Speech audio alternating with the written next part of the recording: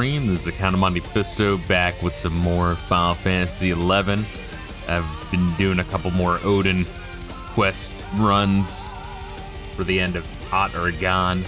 I'm at 6 now. Reila tells me that after I do 3 more, then we should stream the 10th and 11th run. And possibly the 12th run if that's the final one. I don't know. My brain just cannot comprehend how convoluted the requirements and the story is, and I don't know. You would think there'd be more documentation on it. Just the 11th and 12th run. Okay, that makes things a lot easier. So maybe not next stream, but the stream after that, we'll, I guess, show the conclusion. Well, I guess we won't show the conclusion because the way it does it is it has to be 1 per. We'll show the 11th run that time, then the final one. 11th is kind of the conclusion. Gotcha. Is it like what is different about that though, Reila? Is it just like, is it the entirety of the quest, or can I do like the talking to Naja and then talking to the Empress and Gotsad and then go and fucking grind for that shit? And then I get a good one and then refine that into a good talisman, then stream it just to minimize the bullshit. Just after beating Odin. Okay, so I'll do it that way, where I do the first like 2/3 of the bullshit quest before going live, so that way we like really truncate that shit. Because my god. But let's listen to some Luca Turilli. What's the other band they did? Rhapsody, right? I don't know. I'm not really sure what the difference between the two are. I guess one was a solo project, and then the others is like main band Rhapsody.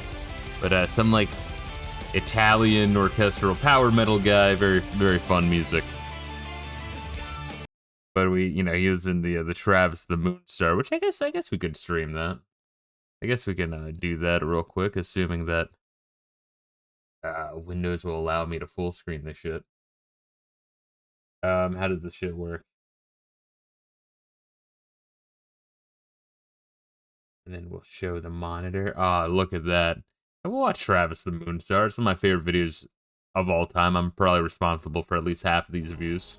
My name is Travis, and the Moonstar.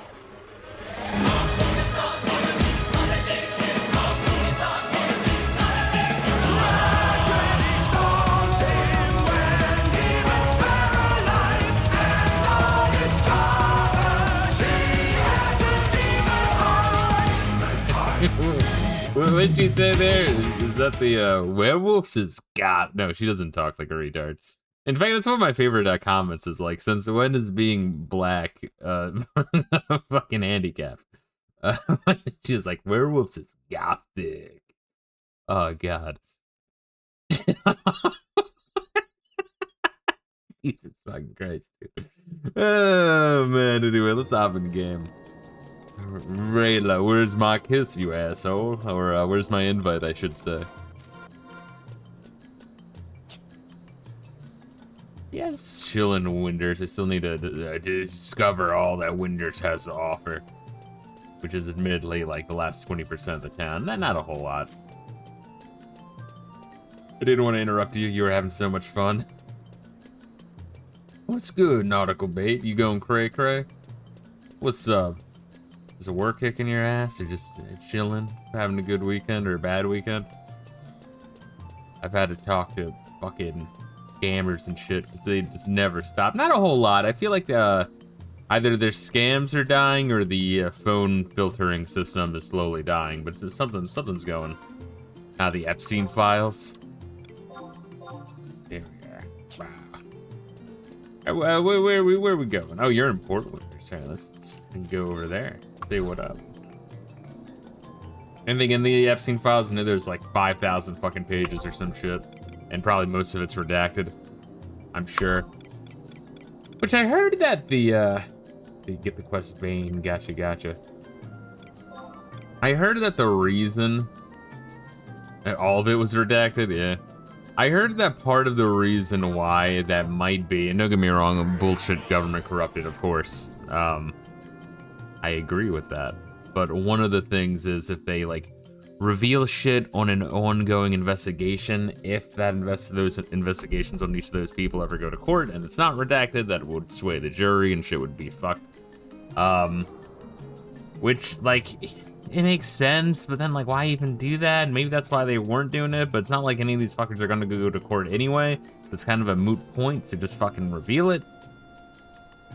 You know what I mean? Because, like, they're not gonna take these fuckers to court if they don't release it. If they release the documents, they're gonna redact it, be like, oh, we don't want to fuck it up in case we ever take these guys to court. It's like, well, okay. So just do one of them. Fucker. Goddamn. Let's see. Vane. Let's take this shit. This is a little late, but congratulations on reaching rank 8. I need that congratulations. I deserve it. Well, this is surprising. Your next mission is from the Orastery. As usual, the teachers from the School of Magic are the ones to set this little task. The objective of this mission is strictly confidential, but since it has the Sybil Guard's stamp of approval, it should be okay. Right, Taru, time to get to work. You think they have, like, a different, like, text depending on which Taru Gate Guard is telling you the mission?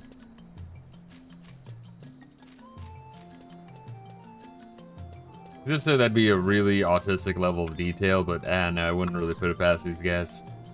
It is different text? That's crazy.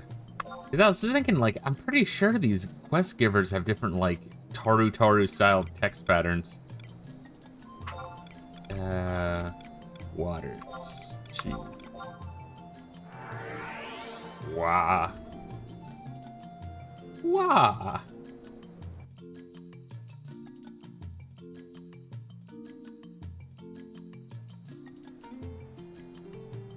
But, yeah, streaming some Final Fantasy 16 this morning. That just, like, that game just goes on and on. I mean, it hasn't been as fucked up as it was when we were doing the boat quest, but still quite a bit.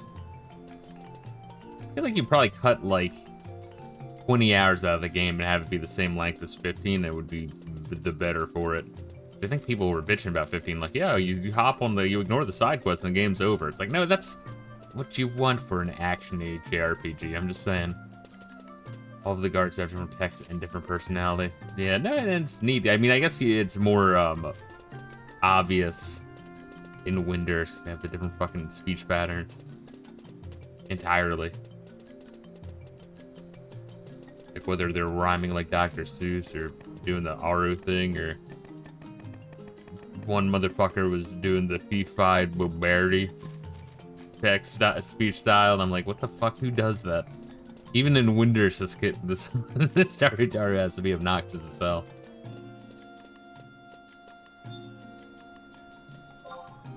There we are. I'm inside of Reila's asshole now. Right where I belong.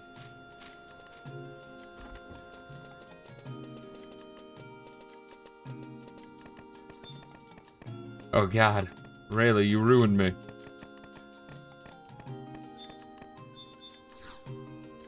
Let's see. Oh shit, he wants to see my new model hat.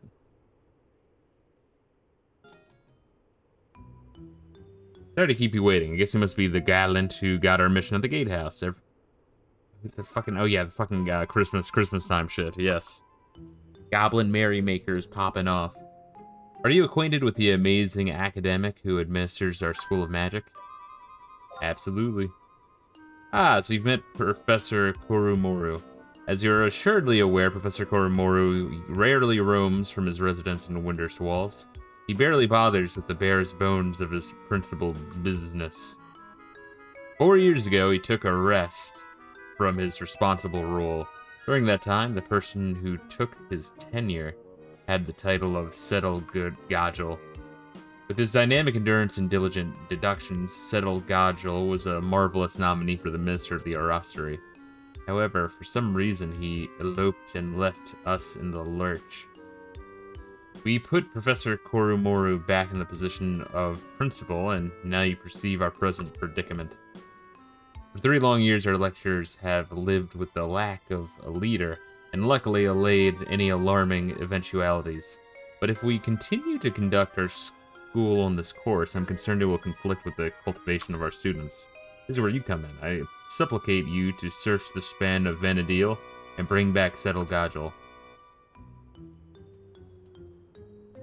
Our elusive educator was equipped with the Arasteri ring. The Star Seeker should come in handy. Professor Korimoru called for the construction of the Star Seeker in case the location of the principal's ring became obfuscated. It can sniff out the power of the stars and of the moon fused in the ring. When the professor was young and careless, he used it to search for the ring whenever he misplaced it.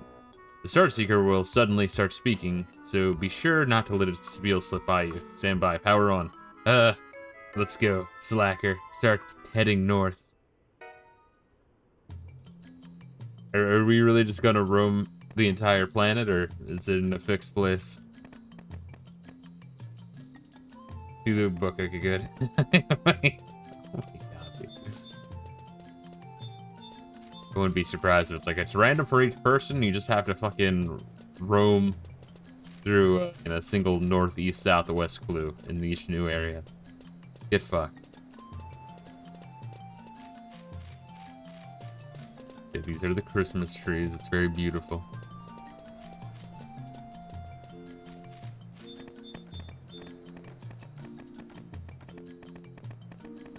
But yeah, Final Fantasy 16 is oh, look at you, you piece of shit. It is fun, I know. That piece of shit, Reila.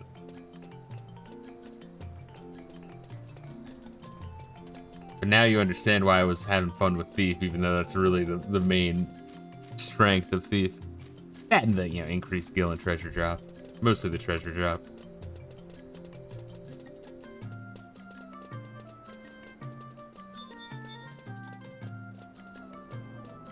I did look at where I'm at in 16. I'm only about fucking maybe 70, maybe 75% the way through. Every time we play, we're only getting maybe additional 2 or 3% the way through, which is insane. Is the word that comes to mind. Yeah, the more I play 15, the 16, I should say, the more I'm thinking, man, people were way too harsh on 15. Granted, 15's faults are way more obvious, and maybe that's why, but I don't know. If you put in 40 hours into each of them, I feel like the logical conclusion is, oh no, 15's better. More messy, of course, but, Romave. That's Xylard, I think. Okay, come on, fuckface. Just start the book.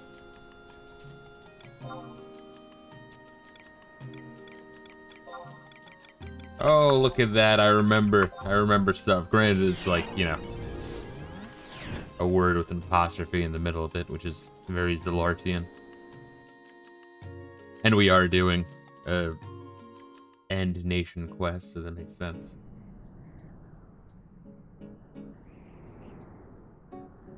Is this where you teleport one to Ruan? Yes, it is. Look at that. I knew things. I remember some things.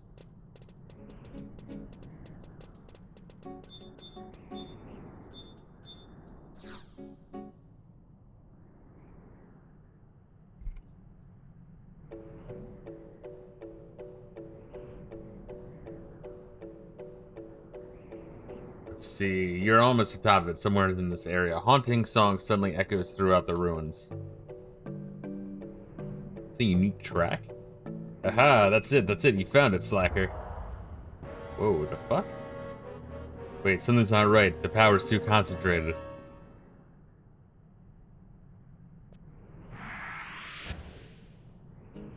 Got fucked up Poe from Zelda. Oops, I guess that wasn't it. Alright, I don't need to hear your whining. Just a moment there, slacker. Let me recalibrate my search. Aha, okay. This is not a drill. Sensing emanations from the southeast. Southwest. And this would have been a fucking nightmare without a guide. You really would just be roaming the entire planet. I guess when it was new, you would, have months for the next expansion. Devoy.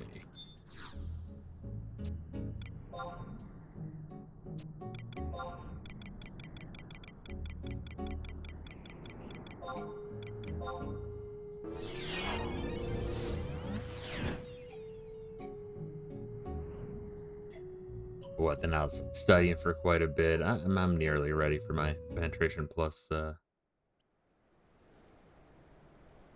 test plus exam. Pen test plus exam. I just need to set a date, probably like mid or late January. But like, I feel like I used to have more,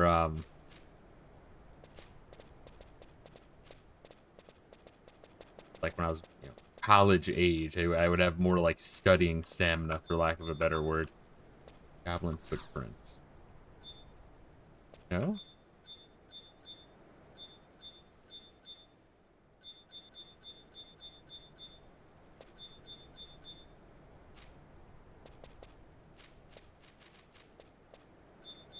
Yeah, so I probably said it for like 2 hours, and I was like burnout, so just, maxing, relaxing.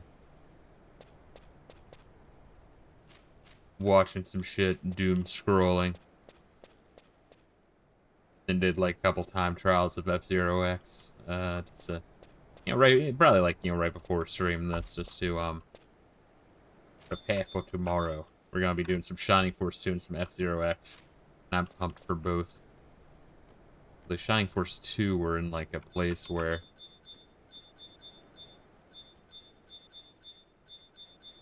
Oh wait, is there something here? Like an exclamation point somewhere? Oh, that's way over there though. Yeah, we're at a point in Shining Force 2 where it's like a fucking difficulty brick wall. You really just kind of have to grind for a while. I have an exclamation point over here. Is that what it is, or is that just something completely else? A single piece of paper. It's amazing how much bullshit they hide in each area. Like, there's 1,000 points of interest just for one fucking quest each.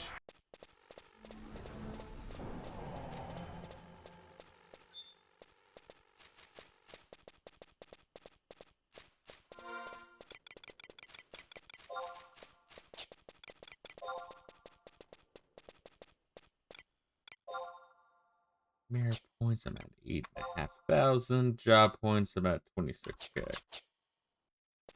I'm close to a job point and a merit point.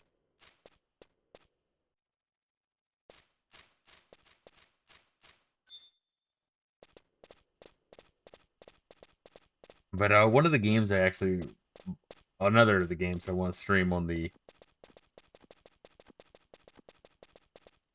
analog 3D, the Nintendo 64 one. Because I've never played it. I only know about it by reputation, as I'm sure everyone here knows. But Superman 64. They also threw in the EverDrive Quest 64, and I love how they put 64 in every fucking title. What Daikatana. Which, I didn't even know this, but it's like, its name is not Daikatana. The name of the game is John Romero's Daikatana. Like, John Romero not only is going to make you his bitch, but, like, the name, like, his name is in the fucking title of the game. That is some, some next level hubris.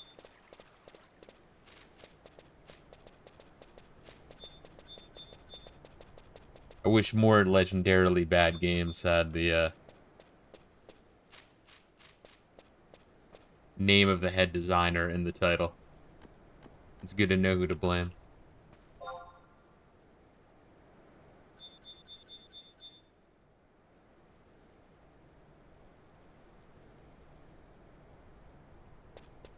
Might be fun to play both PS1 and N64 ports back to back to see what's different.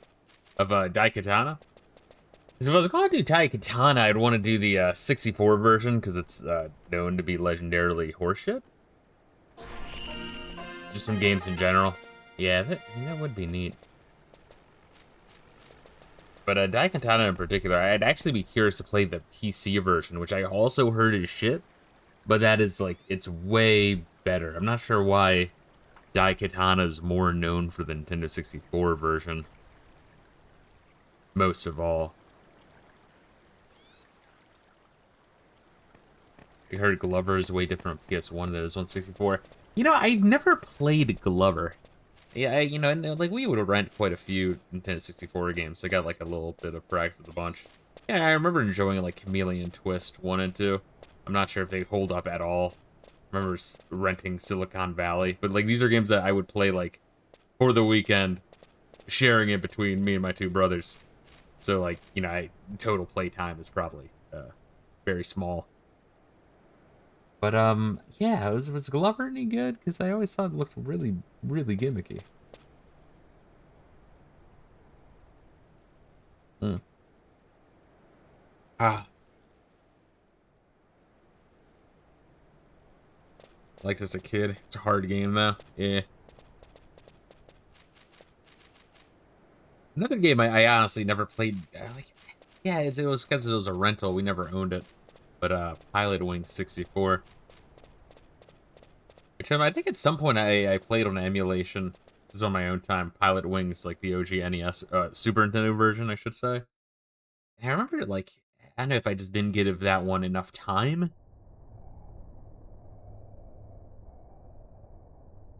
And I needed to give it more time. But,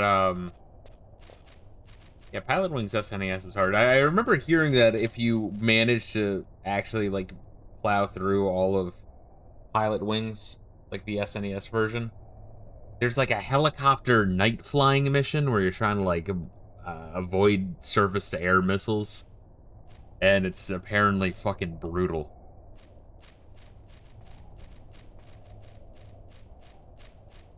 Yeah, well, Frens 64 was another rental. Yeah, we did like a lot of rentals for Nintendo 64, but like the games we owned, you know, we played the living fuck out of.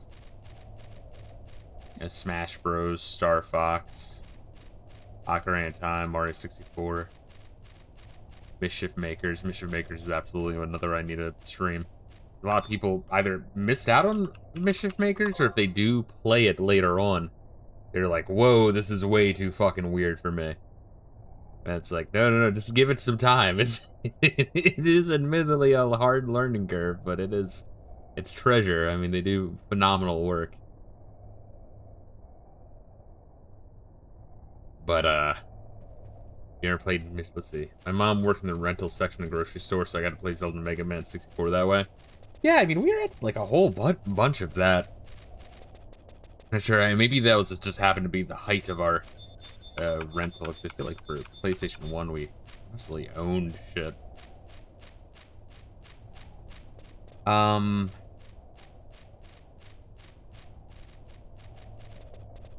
Mischief Makers, for anyone who has not played it, it is a 2D game on Nintendo 64, made by Treasure, the same guys that did like Gunstar Heroes and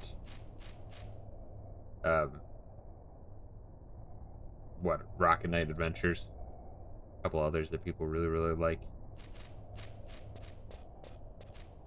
But it's a 2D where you play as like a robot, anime robot maid. I don't know how else to fucking like describe her. It's not really a maid. I don't know what the like a helper. She's a robot anime girl assistant to a crazy ass pervy Master Roshi scientist. And he always tries to get handsy, but he made the robot too strong, so he's able to just like chuck him out the window each time, which is funny. But so the old man keeps being the damsel in distress, which is also funny. And you go out to, you're on this like planet Clancer, where everything has like this fucking anemic death face. Oh, all right, motherfucker.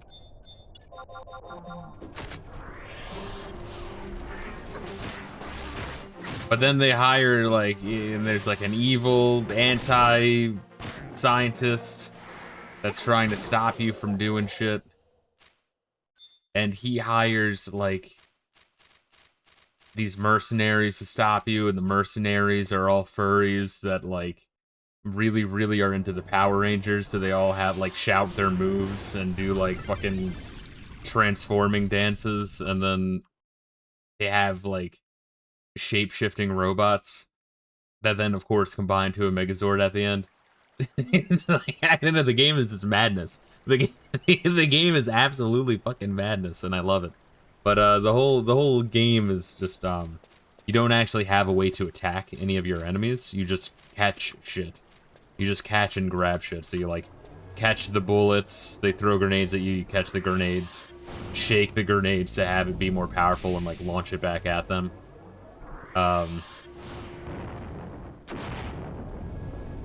You like grab the enemies and like shake them to steal all their money and then like throw them into the fire. It's just amazing. I don't know. It's just a great fucking game. If I had to make like a top 20 game list of all time, Mischief Makers would undoubtedly be in the top 20 for me.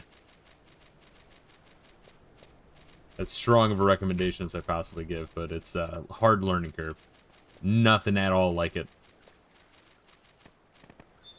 What the fuck is this?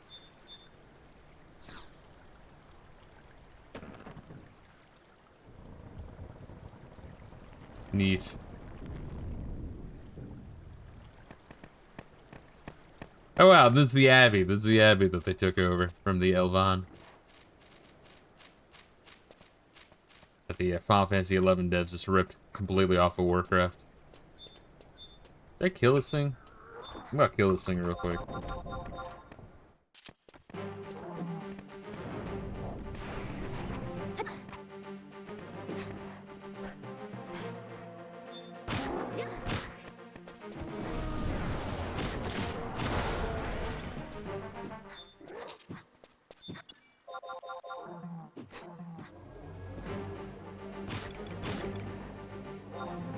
A cursed wand, interesting. A level 64 wand that it sucks. Okay, interesting.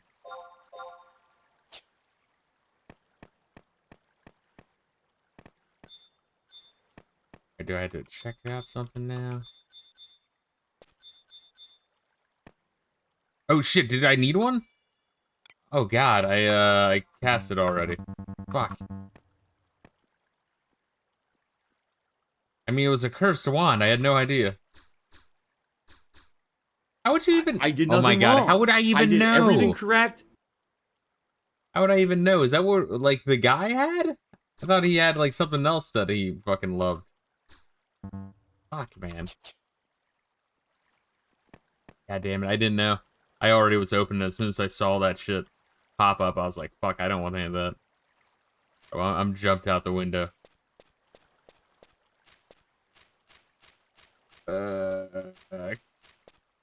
Reila, I'm sorry, when does he respawn? Does he respawn? In about 5 minutes? Alright, that's fine. Alright, it's not that big of a deal. You don't have to rub it in. You don't have to be mean about it. I don't understand why you're always mean about it. So wait, so what's the plot here? That, like, we're looking for the wand of the guy that's missing, and I guess you just have to know that some orc stole it? I mean, I guess we have the little, like, Ooga Booga man that's telling us, you know, if we're close to it.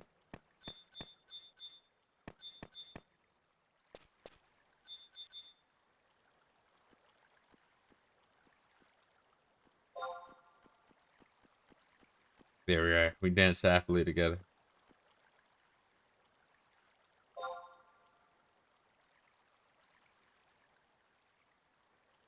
Teabag me like one of your French girls.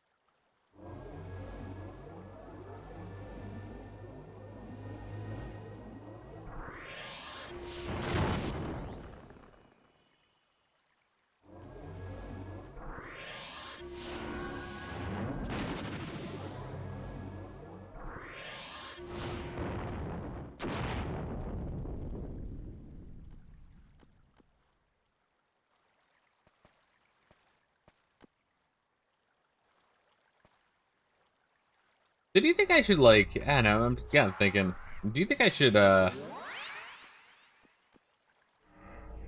mod my SNES Classic to play other shit? Because I guess my issue is I've seen the images of people who've modded their SNES Classic, and it's just RetroArch. At least from what I've seen. Maybe there's another way where you actually just put the ROMs on there and place or whatever emulator the SNES Classic is using. But I don't know, I kind of like having a stock SNES Classic. But as much as I love the RetroPie, it will do some weird shit with emulations with like frame stutter. Not often, but just like, you know, maybe like a couple weird frame stutters every fucking 10 minutes. Which isn't huge, but you know, people are like, oh yeah, it's a perfect emulation machine. And I'm like, it's doing some shit for me, motherfucker.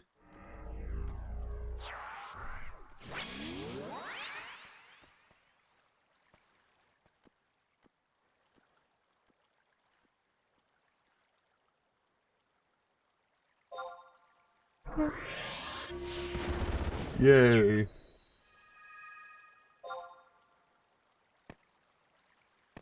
That look beautiful.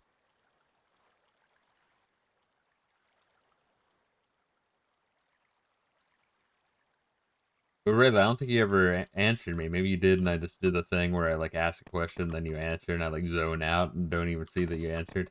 I don't do that on purpose, for the record. But how was your day? What kind of wacky shit did you do?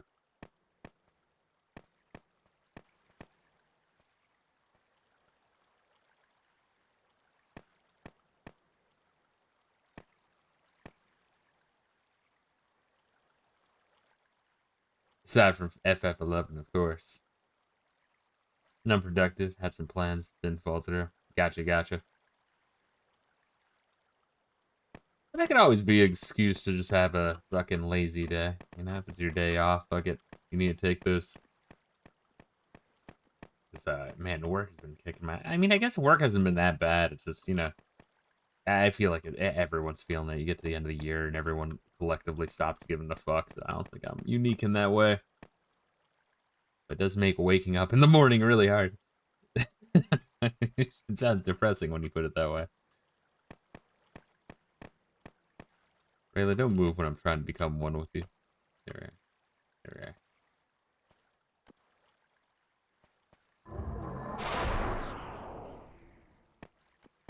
Fuck you. Fuck you.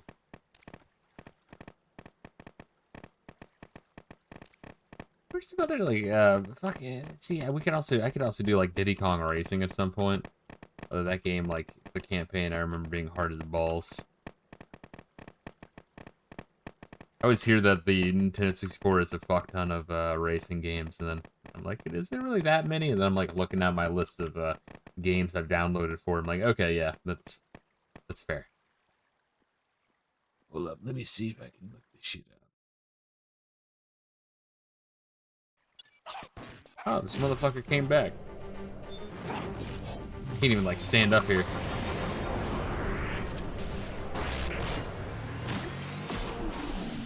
I got the final kill. So it's dropping 2 of them because there's 2 of us in the party, yeah?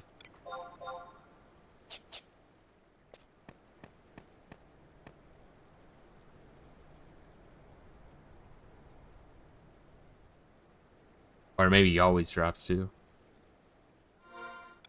What we got? Night drops 2, so there's 6 in the party. Still have to wait. That is a guy. Can only hold 1 at a time. Okay, cool. Warp back? Or no?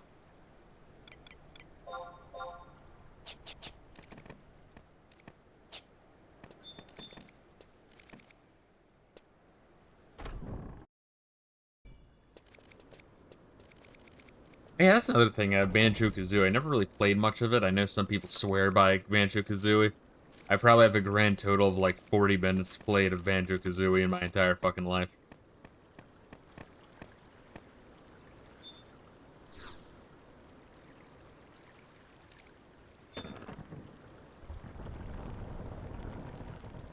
And some people love that shit. Perfect Dark, that's another one that would be fun to play around with. I've always already 100%ed GoldenEye on console, so if I ever revisited it, I'd much rather just play the the PC port.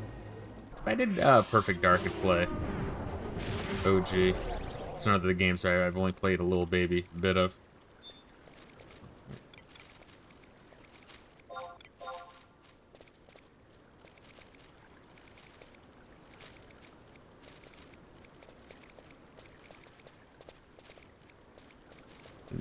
Paper Mario, which I did stream at some point, but it was on the Nintendo 64. Actually, for one of the videos I was watching some random smaller YouTube videos cover some of the F-Zero games.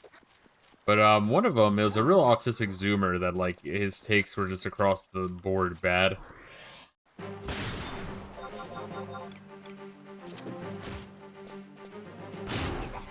Like, he liked the games, but, like, you know, it was a lot of misinformation on shit. But he did the thing where he's just like, oh, no, I know what I'm talking about. It's like, no, clearly you don't.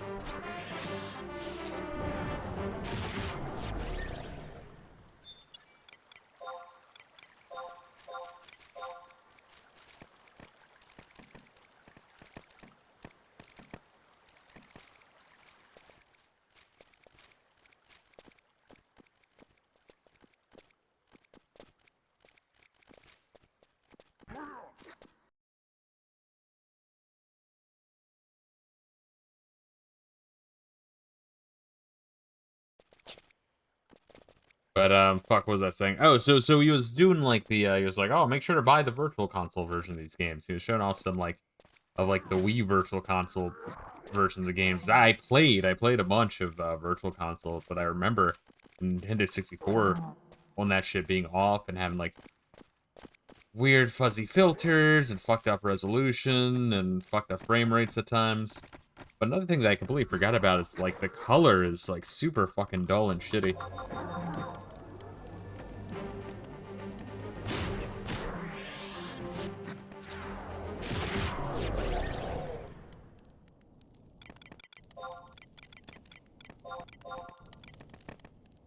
I want a Shadow Geode.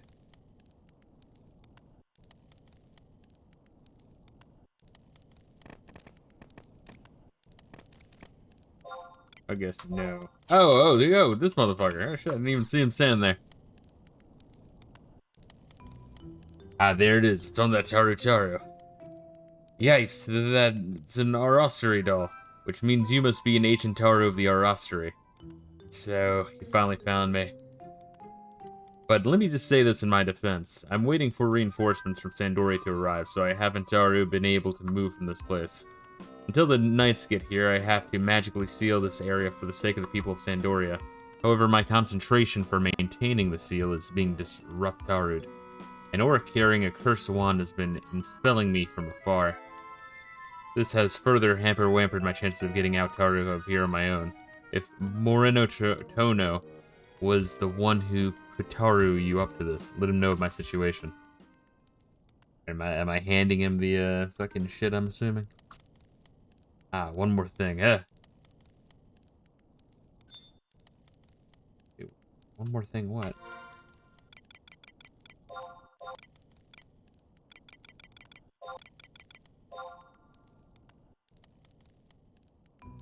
Ah, how did you trounce wounce that nasty curse-flinging orc for me?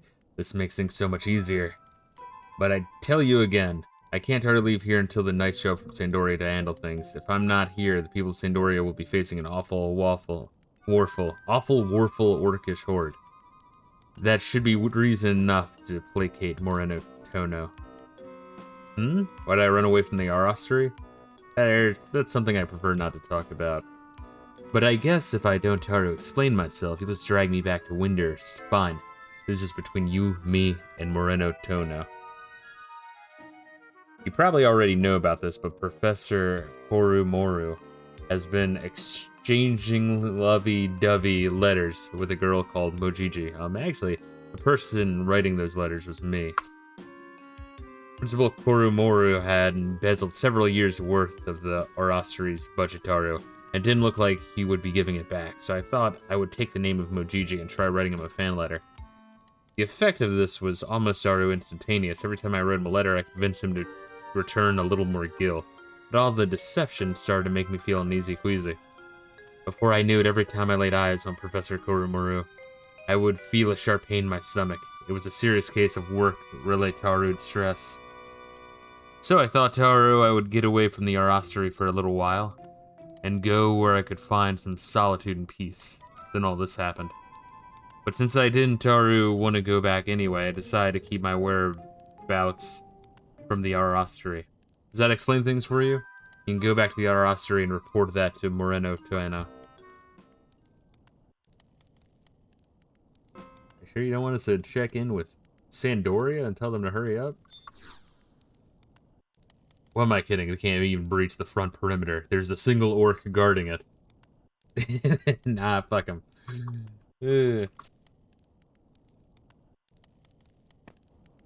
Warping back, beautiful. Did I swap that out yet? Oh.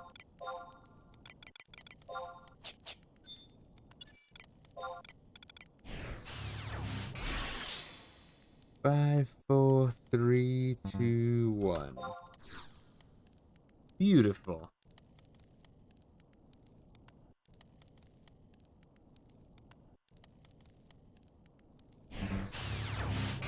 Some other fucking games I would like, in theory, to stream would be Turok. I never played too much Turok. I play a little on the N64 and a little on the PC. I'd rather play on the PC, but that head bobbing, that fuck, what was that game called? Mirror's Edge. That Mirror's Edge style head bobbing is actually fucking awful. Terrible. Was it Winter's Waters 2? Yeah, because they're going to the Arastery, so that would be 2.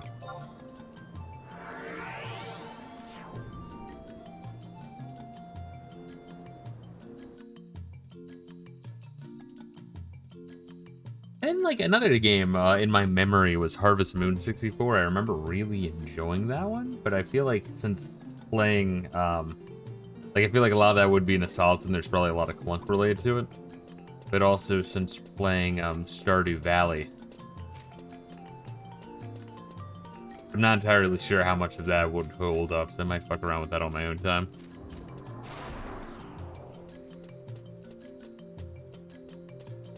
But anyway, like, I've intentionally, like, deprived myself of a lot of Nintendo 64 over the years, just because emulation was always horseshit. Like, once again, even if I had the ROM legally purchased from Nintendo on the Nintendo Wii, it was just fucking trash color and trash aspect ratio and weird fucking filter and fuzz on it. You know, I mean, it's a 64 game, so they're already gonna have that, but, like, the colors are inexcusable, how, like, dim and shitty it looks. Like, what, at Nintendo HQ, they didn't have a fucking 64 to plug in and be like, hey, this looks fucking off? Nintendo is, like, one of the most frustrating fucking companies in existence. I know Gaseous whines about fucking Squeenix, but, I think Nintendo is, like, way more fucking annoying. Squeenix is just more retarded. I think there's a difference. Nintendo's more evil and shitty. So that's why he gave up the principal position at the Arastery and parted for parts unknown, along with the Ultimate Warrior. Of course, it's still unforgivable. However, since it seems to be regretting his actions and can't actually move from where he is, I guess we have to leave it at that. Now, please return to the magic doll. Excuse me? You declared the doll once it gave you a deceitful directions? That's strange. It was probably tested before I entrusted it to you. The easiest explanation is that the doll sensed an emanation of energy exceeding that of the ring. The crazy demon thing we saw? Alright.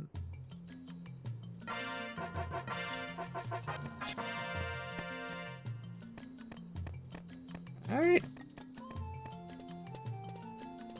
So is that 1 down, 3 to go? Is it really that easy? God, these missions are all over the fucking place. Granted, that one would have been way more time-consuming if we didn't have a guide. You have to actually track it down all across the planet.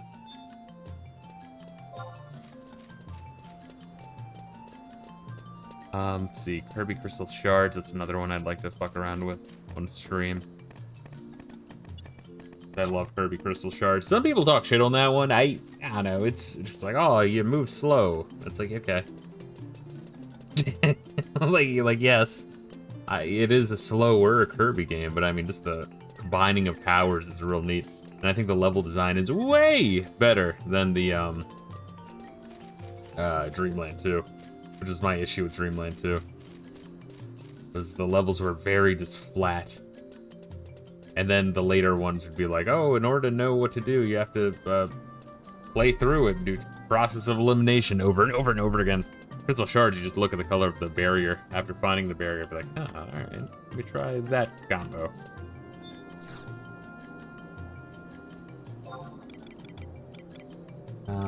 Port pictures. Yeah, really, what are some of your favorite Nintendo 64 games? See, I'm just on a kick because I'm re-exposed to it for the first time in a long fucking time.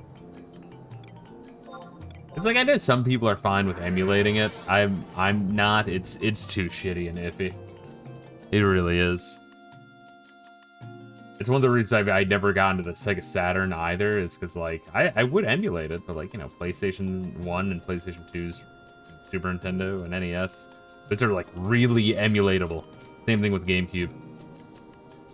But if emulation's a fucking pain in the ass or looks like dog shit, I'd really actually rather just not play and just wait until someone re-releases some of these games. Like both Zelda games. Ocarina of Time more than Majora's, like Mega Man 64.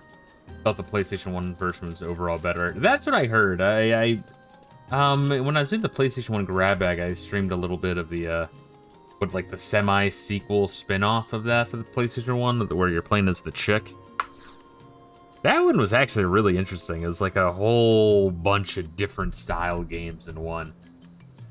Very bizarre. I'd actually like to go back to it at some point and give it a shot. Gameplay, I think Nintendo 64 is better control because it uses the joystick. Yeah. It's a shame how, like, few PlayStation games actually utilize the DualShock. The one that really stands out to me is Ape Escape, which is, like, crazy. Dude, it was even used in the, like, L3 and R3. Crazy shit. Are we doing Jester Who'd Be King? I'm assuming. I feel like that's a good assumption. Also like Smash Bros. 64. Love Smash Bros. 64. Star Wars Pod Racer, that was a good game. Glover, Space Invaders. I think I grabbed Space Invaders at your behest. Let me write that one down just to make sure. Another thing I was gonna grab as well, because Classic Game Room preached out about it over and over again, was Robotron 64. They swore by it. So I don't know if it's like Williams or whatever, but whoever the fuck did. Well, I guess Space Invaders would have been Taito.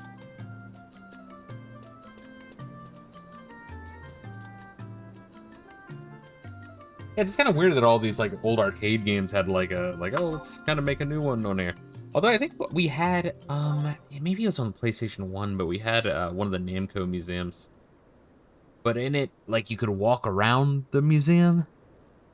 And there's, like, little, like, arcade cabinets. It wasn't much, but it's kind of cool. It's like a 3D museum you could walk around with, not just a menu where you select shit. Pokemon Stadium games. I need to play more of those. I got them on the EverDrive. Right, Taru, I finally plucked up my courage to listen carefully before I lose my nerve. This mission has not been approved by the Sybil Guards. We're not supposed to offer missions without official approval, but this time we're breaking the rules. Like how everyone admits that Star Sybil's a fucking crazy, conniving, controlling bitch.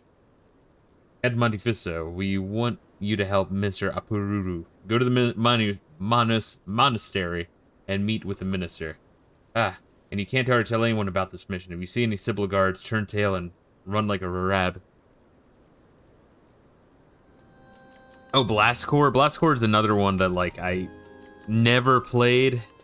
I always thought it just looked like fucking Western third-party trash. But people swear by Blastcores as well as Body Harvest. People seem to like both of those. Original area.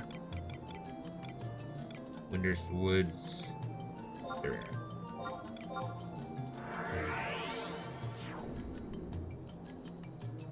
The story mode of Mario Party would be interesting to play. I could, you know, OG controller to that shit and, you know, give myself Nintendo 64 stigmata for chat. There's no way those Japs didn't fucking playtest that shit, for the record. They're just fucking assholes.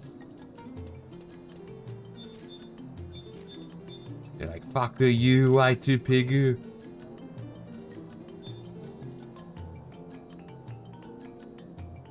Donkey Kong 64, I've actually never played because I didn't see Mario Party, more like fuck your friendships. Well, I got a story about that. But Donkey Kong 64 rather, I never played because we never had the fucking expansion pack. I mean, I guess it came with the expansion pack, but like we still didn't buy it.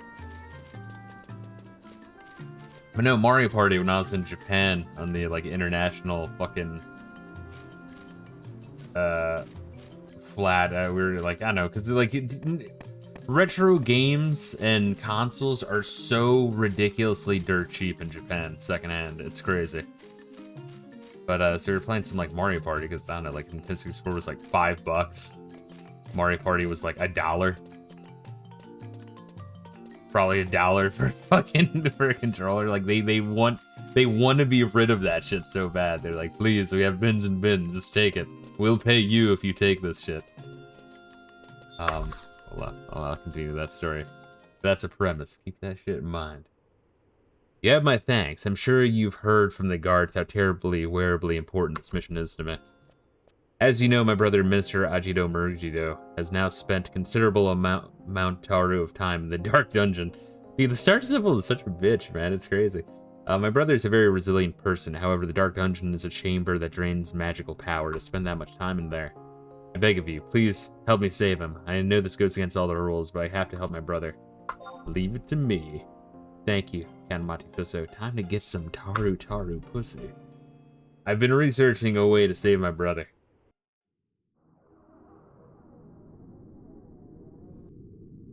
The chambers that lie beneath the central tower are sealed with the power of the stars and the moon. This means that the doors to those chambers can only be opened with an item imbued with the same power. The rings carried by the ministers are such items. Every time a minister is appointed, a ring is made and presented to the new minister by Heaven's Tower.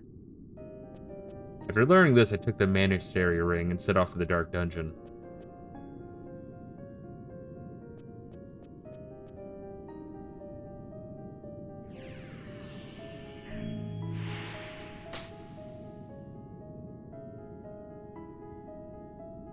Give it up, Apururu. That seal is beyond you. Professor Shantoto. Yeah, Shantoto, you help. Fucking Sybil's being a bitch. Kick her ass. I heard you were sneaking around asking people about the Dark Dungeon. Why don't you just stand at the top of Heaven's Tower and yell, I'm going to break my brother out of jail. Arrest me, someone. How imprudent. And you were always such a bright student. I wouldn't tell her to stand by and let my brother waste away in there, but I can't. The door won't. I understand how you feel. I don't want to lose him either. Especially after all the trouble I've gone through to raise the tough-as-nails, wicked, wand-wielding, savage spell-slinging wizard to take over as orrery minister. Wait, does that rhyme? What the fuck, Shantoto? Listen up and I'll explain about the door deep below the tower. The door, as you... Maybe she's being serious now. This is how you know it's serious time with Shantoto. It's kind of shattering my immersion, though. This door, as you've discovered, can be opened by the power of the stars and moon. Everything in the Horutoto ruins is governed by this power. Yeah, what the fuck? Reila, is this weirding you out too? However, the magic sealing these doors has weakened when several of the towers were severely damaged during the Great War. And so up until now, these doors could have been opened with a single minister's ring. No need for a charm created by Heaven's Tower like before. Or maybe it's not Shantoto. Maybe it's like Sybil in drag. I don't know. Haven't you figured it out? What does that head of yours contain? You wouldn't have realized it by now if you were using that melon you call a brain. If you recall, Ajido Marujido restored the power of the ruins, my dear dumpling. Now you are no longer able to open doors by using just a single ring. Oh, such stupidity. Forgive my amusement. I didn't come just to laugh at you. I have a brilliant idea to help your brother through. Really, Professor Shantoto? Please, tell me what I have to do. Woohoo! You must gather the rings of the 5 ministers. Yes, it is a chore, but using their combined power, you should be able to dispel the seal of the door. Bring the 5 rings to my house in Winter's Walls. We can only get started when you have them all. Thank you, Professor. I'll never forget this. You better not. Ah, and there's one more thing you better not forget. Don't think of going after the rings yourself. It would be something you'd regret. Leave it to an adventurer who's capable. Do you know Count Monte Fisto? She's very useful and usable. It almost boggles the mind how eager she is to stick her nose into some dangerous squeeze. There's no reason not to take advantage of Count Monte Fisto's natural tendencies. That's very funny. That's pretty good. Yeah, just he's that fucking idiot. He just does whatever the fuck we ask him to. It's actually hilarious. This is why I need your help. Here, this is my magistery ring. I know it's a lot to ask, but please save my brother, I beg of you. What a fucking moron, Lamau. He really does have that fucking energy. Hey, wait. yeah, Bururu is telling us this shit. And that's when me and Shantoto agreed to fucking just use that 180 at Count Monte Fisto. So, anyway, can you go do that for us? Oh, fuck, where am I going? Am I going down here where it's all beautiful and shit? There you are. Sorry, it's Christmas time. It's pretty.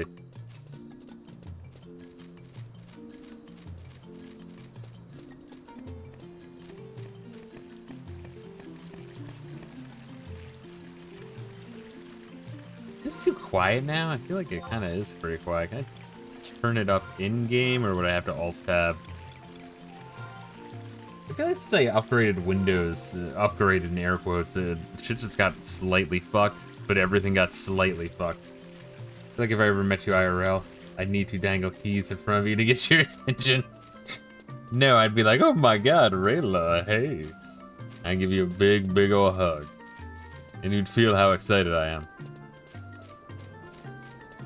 Yeah, I met Count Monte Fisto in real life, he's really rapey. Where are we going? I guess Winter's Walls. I will out-grape you. I'll grape you. No, I'll grape you. No, I'll grape you. You always grape me.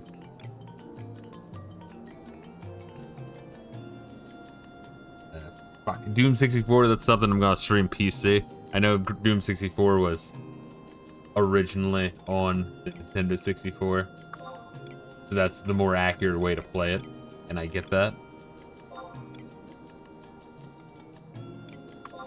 But it's Doom. I don't know. I feel like it's a crime not to play Doom with anything but a mouse and keyboard. That's one thing. Oh, well, so talk about Mario Party. Fuck.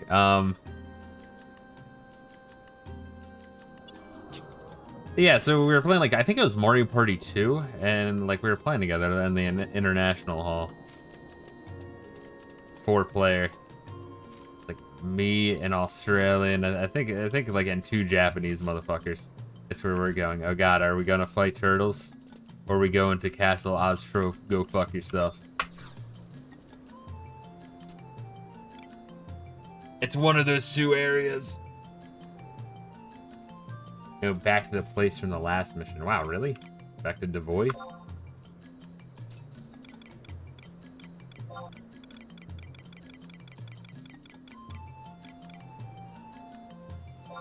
Let me know if that's accurate and I'll enter. But, yeah, so anyway, we were playing that shit, and it was like... We were nearing the end, right? And, like...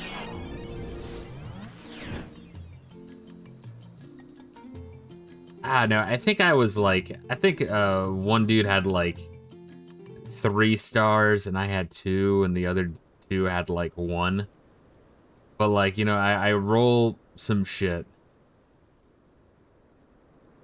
Fucking walk past the star point. Like I rolled like a 10, or I had like one of those like mushroom blocks, I think, where you get like double, you know, dice rolls. So I had like, I rolled like 2 10s, it was crazy. But I pass the star point, and, you know, I get sold a star. And then I pass the fucking boo, and I steal a star from the guy that has like 3 stars. So now I have, you know, like 4 and he has 2. And then just where the star point, you know, where Toad spawned in, like I crossed the entire board and got another star, so I had 5.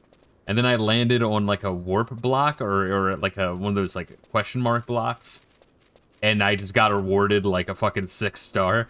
And the fucking Australian dude just like shut off the fucking system. He was like such a fucking salty asshole about it. And he was like, no, man, no, mate, you're being an asshole about it. You're laughing at everyone at their faces. And I'm like, yeah, I am, because I just won like 4 stars in a fucking turn. Like, what? I'm gonna be, you know, the game is bullshit. Are we gonna sit here and pretend that Mario Party isn't bullshit? Like, oh my god, don't like rage quit the fucking system, you jackass. Oh my god, he was so fucking mad, dude. Did you play as Princess Peach too? No, I played as Wario, but that's also makes it kind of funnier. I always play as the fucking like bad Jew. Wario's going to win. And just like I love Wario so much. He's such an asshole. It's one of the reasons why I play in UFO 50. I you know keep talking about how like great Alpha is as a character. Where just like they combined Wario's personality with Samus Aran, and I think that's such a fucking genius idea.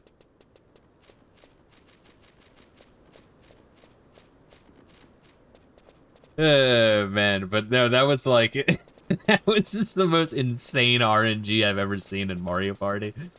Like, dude, fucking Australian dude was so mad. He was an alright guy, but he had like some weird fucking, I don't even want to call him like mood, or like personality quirks that just flared up every now and then. There's 2 other Aussies. Another one also had some weird ass personality quirks, but would be a nice guy the other like 90% of the time. And the other Aussie was just, he was just a cool dude. Yeah, interesting group of people. You know, you're always tempted when you like meet foreigners to be like, if you meet one, you're like, oh, okay, they're all like that. Oh, that one guy's an asshole. They're like you're, you know, using that guy as the representation of their entire country. But no, those Aussies, all 3 were like very fucking different.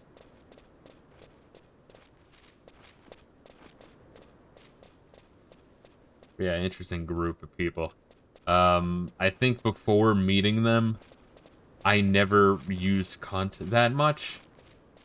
And then after hanging out with them, like, for half of 2 seconds, I've heard the word cunt more times in, like, 2 seconds than I had in my entire fucking life. They love that word.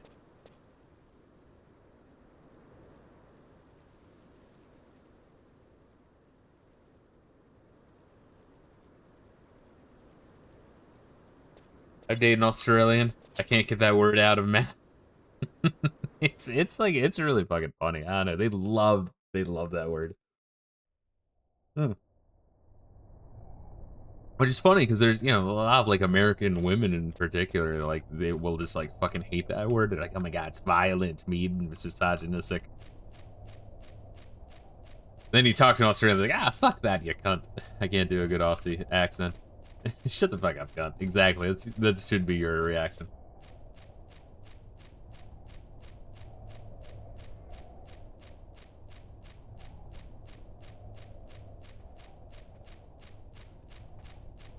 See, they also taught me the word bogan. It's like a fucking hillbilly, and then the abo. It's like, you know, it's just an aboriginal, so I'll call them bogan abos. Like, what are you doing, you bogan abo? Get the fuck over here. They're fun. They're a fun group of people.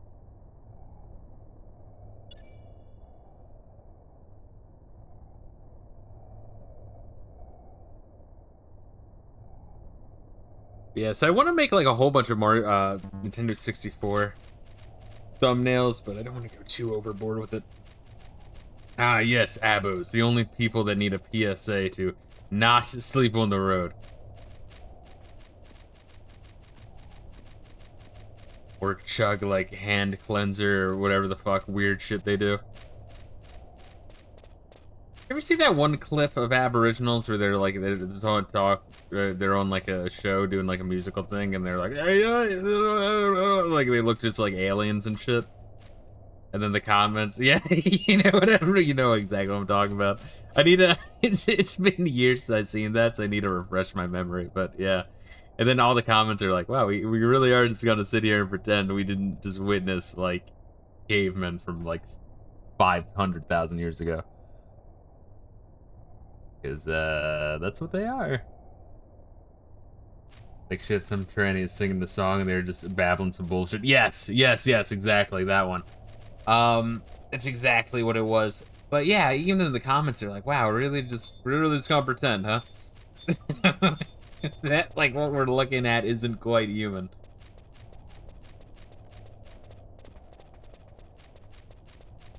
Yeah, that's another thing I noticed about Australians. Extremely racist once you talk to them. Because once again, they have to deal with Avos.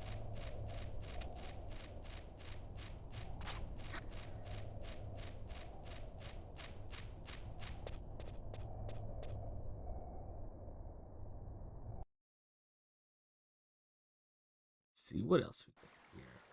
Rogue Squadron, never played much of Rogue Squadron. Oh, Shadows of the Empire. Some people are like, that game is awful, but I remember that being popular back in the day, but a lot of people are like, yeah, that game aged like asshole. I'd be very curious to give it a shot, because that was another one that I distinctly remember. I think it was an earlier release, but I definitely remember renting it and finding it neat. I don't think I got very far. I don't think my brothers fared much better. Oh, fuck.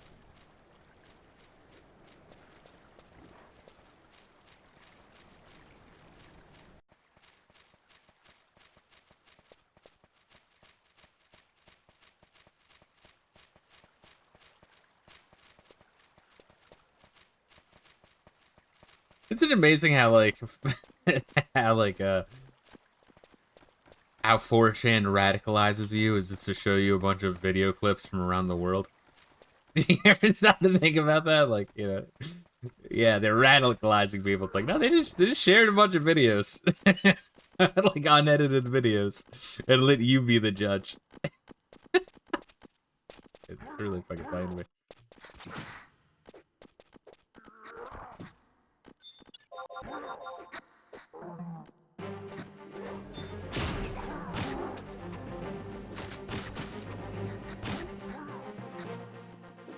Oh, I just fucking wrecked 2 of them. Did I fuck up your spell? Yeah.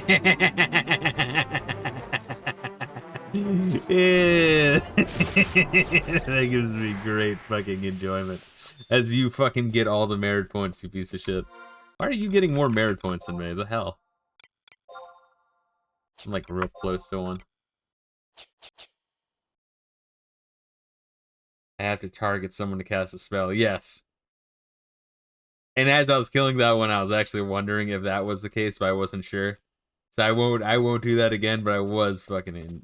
Well, I thought I had the Shattering. Or no, do I have the other one?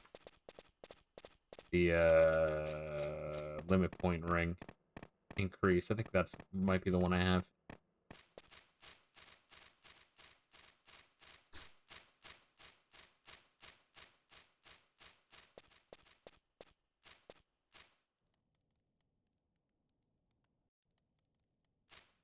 And Conquer's Bad Fur Day. That's one where I watched someone else play through the whole thing, and I played a little bit of it.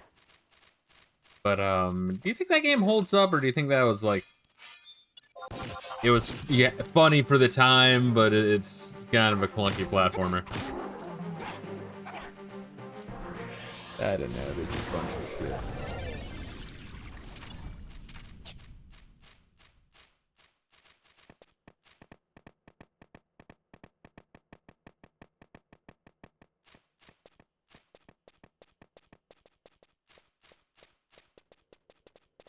Yeah, high priority though is definitely F-Zero X, Star Fox 64, probably Superman 64. I might do.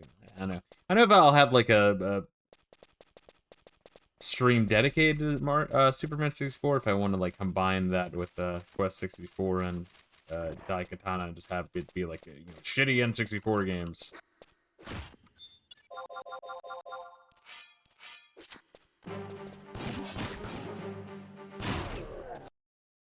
What are some other shit? Oh, I got a merit point. Look at that. Sexy. Hold up, bear with me. A warrior's testimony. Oh, alright, Bruno. Rolling at Sandoria, mage of this tower is trapped in Orc Lord inside a cave to the south. My friend, where Mikaran? There.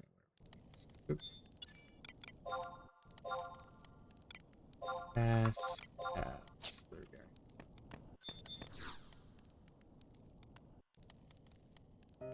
Ah, just started the person I wanted to see. There's something I wanted to ask you. How did you use the malevolent magic doll to track me down? Narastri ring. So that ring is what brought Taru about my discovery? Well, I can't just throw it away. What to do? Here, I'll give it to you for safekeeping. Please hold on to it until I return to the Arastri. Orastri? Orastri. Orastri. There we go. Fucking awkward ass fucking words. For warping back, baby. I'll take that as a yes.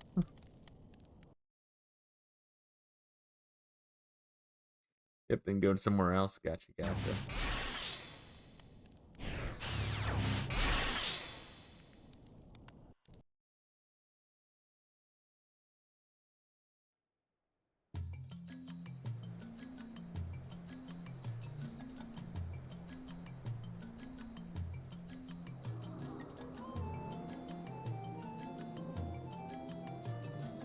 BR1.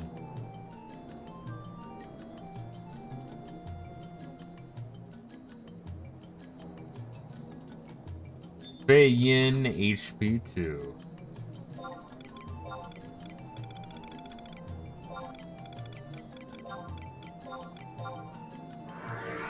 Beautiful.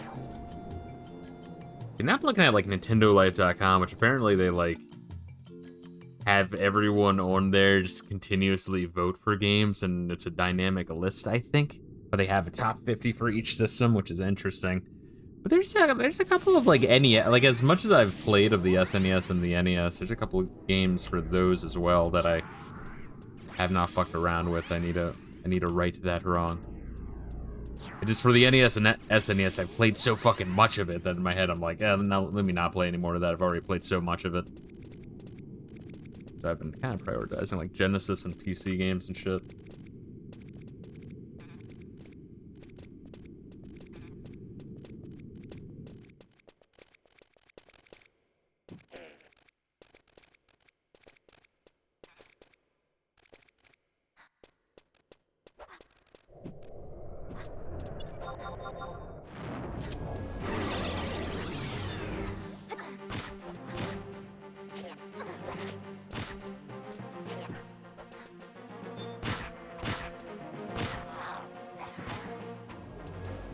Shit. No, I'm trying to let you kill it.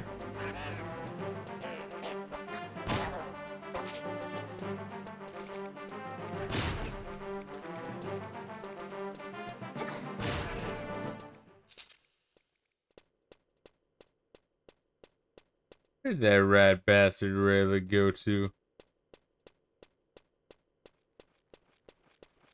That motherfucker. That dirty piece of shit.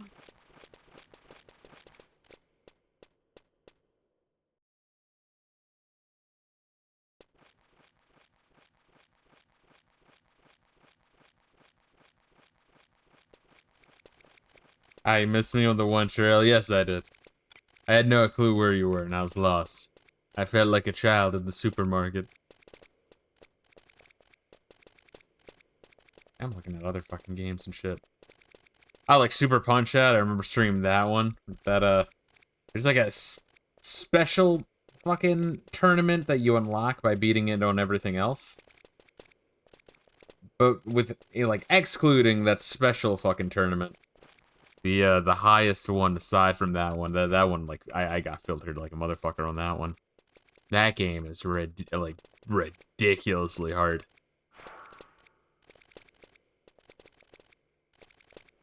Punch out, Tetris attack.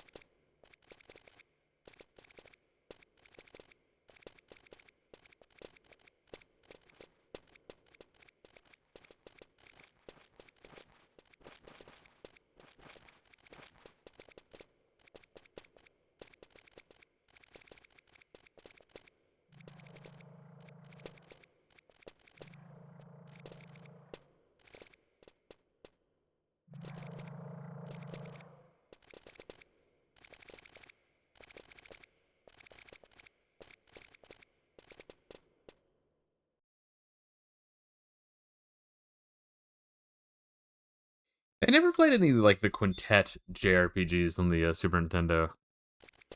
Like, I forget if, like, Terra Enigma is one of those, but then there was the, fuck, Soul Blazer? Is that what one of them was called? I don't fucking know.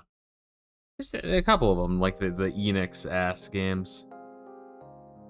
I think is what they were.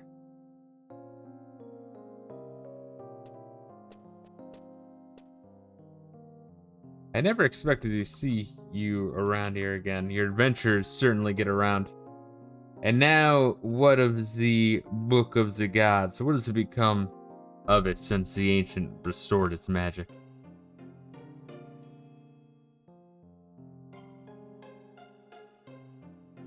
I see. The Star Sibyl has yet to forgive Ajido Marujido. If she is really that furious, it's possible the Star Sibyl intends to squash all traces of Ajido Marujido's natural-born magical ability. The Dark Dungeon has that kind of power. In my student days, I saw it with my own eyes. One who had met with such a face. And how is Pora Pururu holding up? She must already be worrying herself sick. And that is the course of action she has decided on, such a brave girl. Well then, you must take my rhinoceros ring and return to Winders. Please help our dear Apururu. Take the Book of the Gods to Ajido Marujido. He is not one to shrink back in the face of the truth. I like how everyone's like, yeah, Star Sibyl is a bitch, here you go. Like, literally everyone hates her, my god. I think she might suck even more ass than the, what... I guess with the Elvan, the King Destin and Prince Trion weren't the worst aspects of the Elvan. It's just the collective cowardice of the entire nation. And the just, I guess not cowardice, that's not the right word, but ineptitude? The Taras are just annoying and have a really shitty leader. I guess the Taras are also a little bit evil. A little bit evil. Arrogance, yeah. With the Elvan, yeah. Arrogant, inept. Yeah, I think that's a good way to put it. Arrogant and inept. Tartars are evil and annoying. With an absolute fucking power-hungry bitch of a leader.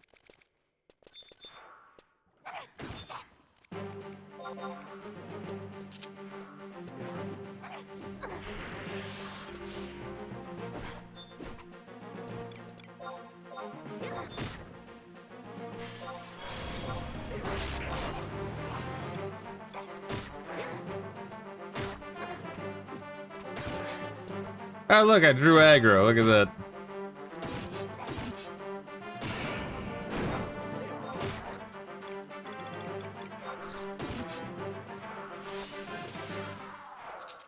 Yeah. What the fuck is that? Tossing. Toss my salad.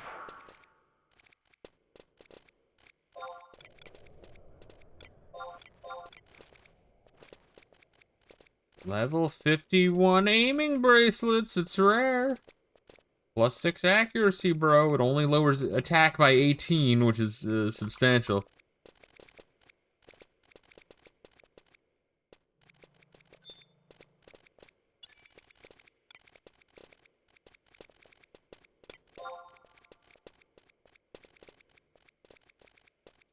Fails to activate. Butt chug this real quick. I can't imagine using items in battle. That's crazy. I guess if you had elixir, I guess that could be a lifesaver. I guess you can hold a bunch of them.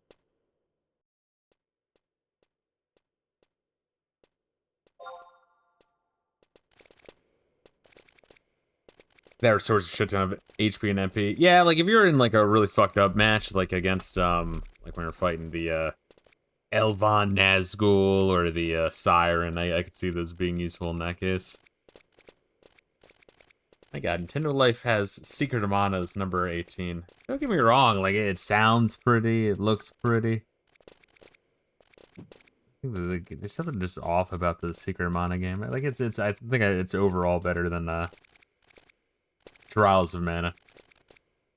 Trials of Mana, you get, it's like awesome in the first half, and you get to the second half, and like, it all falls apart. Like the engine itself falls apart.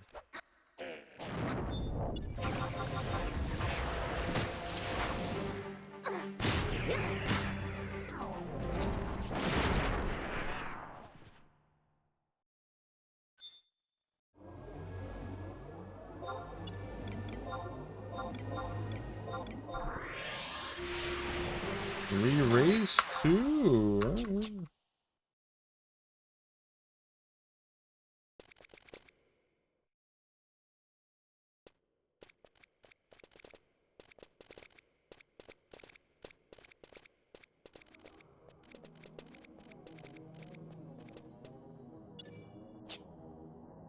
Yeah.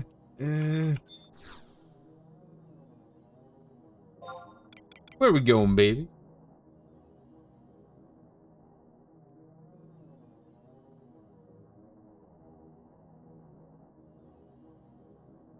Winter's Waters Wood.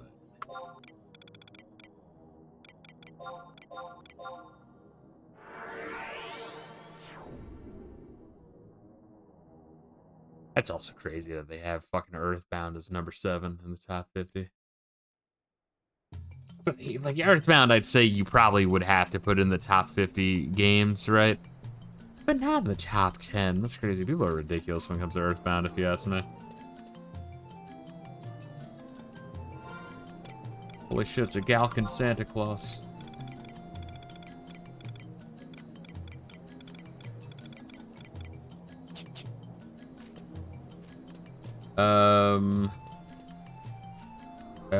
Where did Reila go?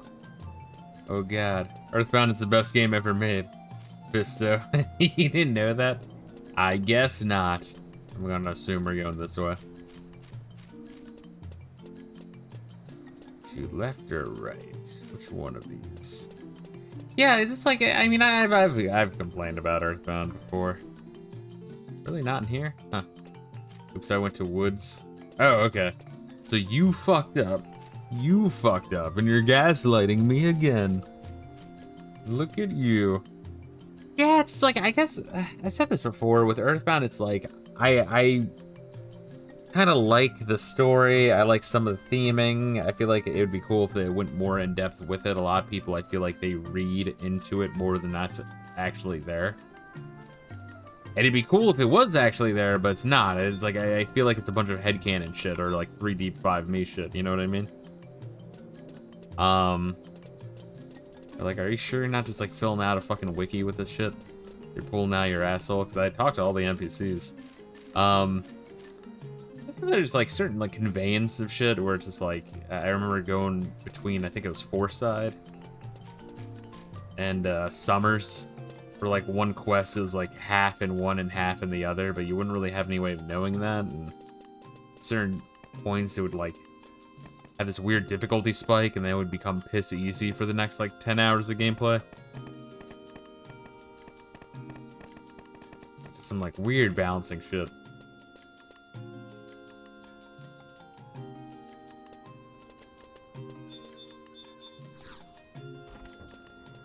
Which, you know, fits the original, because if you ever played the original NES game, it's like that game is like ungodly unbalanced. Like, holy shit, you get a new party member, it's like, alright, time to fucking grind for the next, like, no shit, like, 5 to 10 hours to get them up to speed. I'd like to see if Mother 3 lives up to its hype, though. I'd still be willing to try that.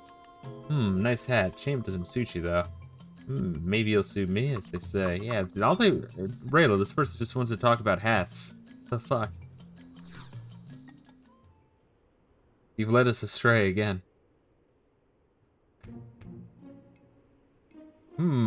It sounds like a you problem.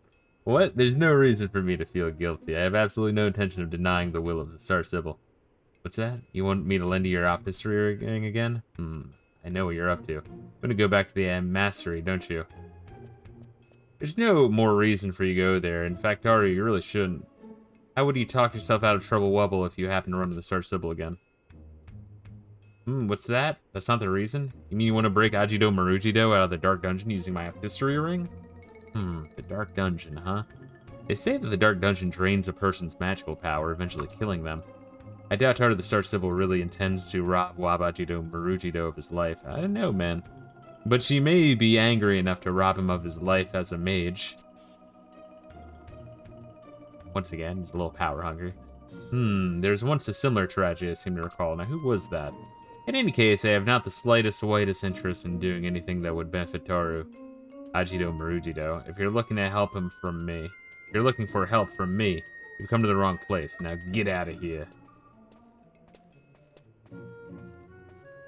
Just a moment, Taru. Can't be. That power I feel coming from you.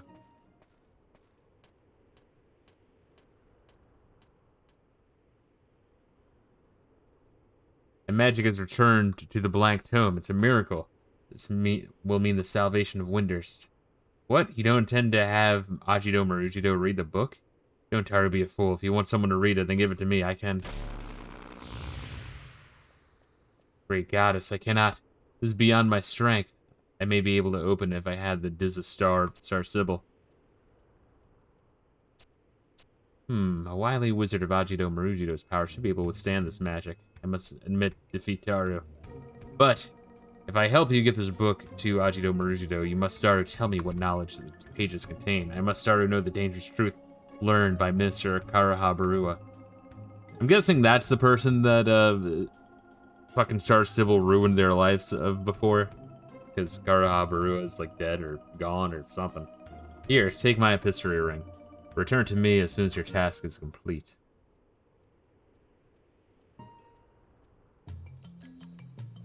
Is that all of them, or is there one more? Hopefully there's not two more. Fuck. Don't say there's two more. That's the last one. Good.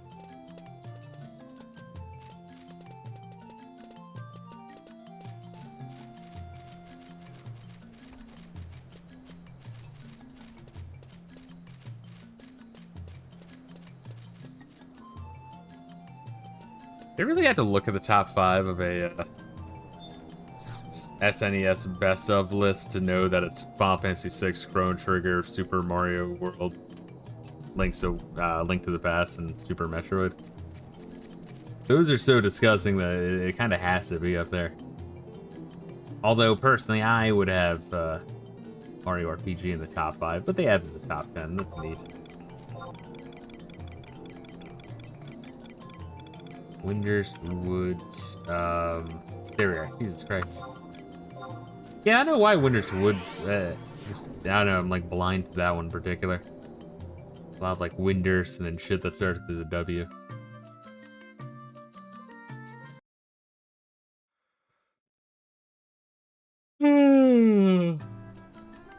Should need to drink more beer to wake up.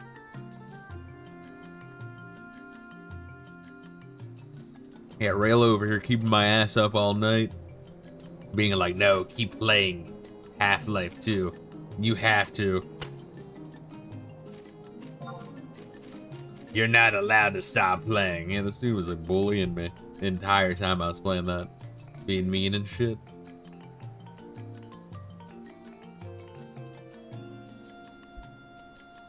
I didn't have any power to defy him. But it would have been a short stream if you stopped where you wanted to. This would be true. But sometimes I do that, it is nice for the uploads, because then I can be like, alright, here's a short stream. Then I can just immediately hop into another game. It's like a double stream. More YouTube uploads. It looks like I'm more active on YouTube than I really am.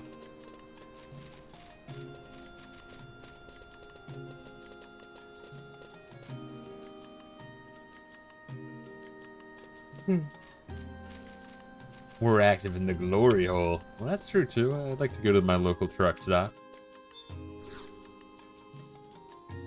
The truck stop is just like one of those like single, room bathrooms. The glory hole is on the door that leads into the bathroom. Of course, I had totally forgotten. When my brother was arrested, his orrery ring was confiscated by Heaven's Tower. There's no way Semelaf and I will just hand it over for no good reason. Maybe you try talking with Kupipi. Yeah, isn't Kupipi the one that wants to fuck us? If we like gave her food or something? I don't know. I remember her being flirty and it was kind of weird. but not for the people that make porn on the internet. Not that I've looked into that yet. But a guy I know has.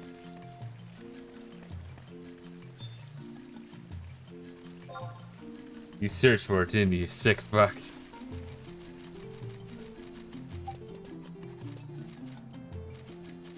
Also, when I was watching the end of the of my stream of Mario 64, the one with gay in the URL. See, she's only 35 years old, you sick fuck. In Taru time, that's like a fucking 2-month-old. I was watching the Mario 64 video because I honestly can't remember getting all 120 stars. I mean, I blazed through that stream, like that selection. Winter's Wells for HP1. But no, at the end when like Princess Peach meets, floats down, meets Mario with the 2 toads. And one of you guys in chat was like, Mario would rather fuck the toad. Like Mario's the type who would rather be fucking the toad, something like that. It was a good line, and probably probably accurate, I imagine. Oh, I'm gonna get there first. Fuck you.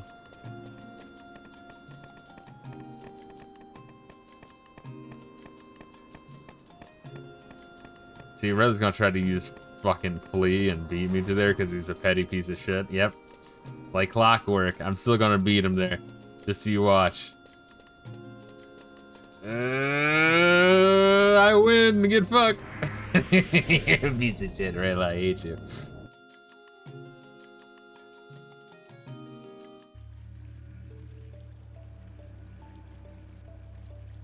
Alright, hopefully it's no longer active.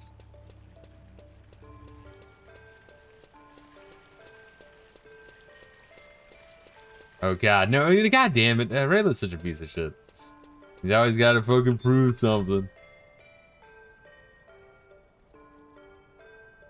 What is it? You seem all worked up about something.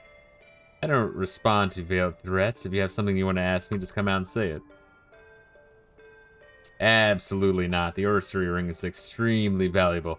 It can't just be handed over to any old adventurer on demand. Tell me exactly what you want to use it for. For jailbreak. For misery. Yeah, a jailbreak. I'll say it.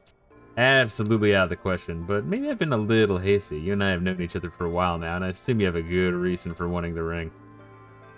So I'll give you a little hint. The Orrery ring is being carried by Semelafina. At the moment, she's off at the northwest tower of Horutoto Ruins, dealing with the Rogi-Wogi Guardians. She's been gone such a long time, though, and I'm starting to worry.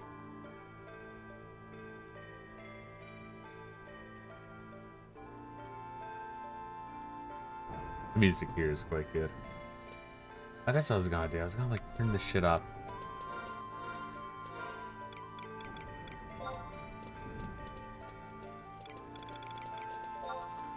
Vex.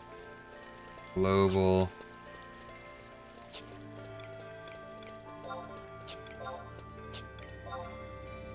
I feel like a music bar I could fuck with.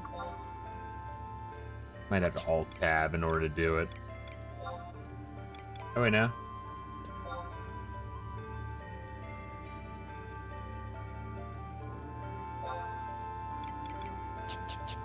Hopefully that's louder. Unless that doesn't affect until later, I don't know.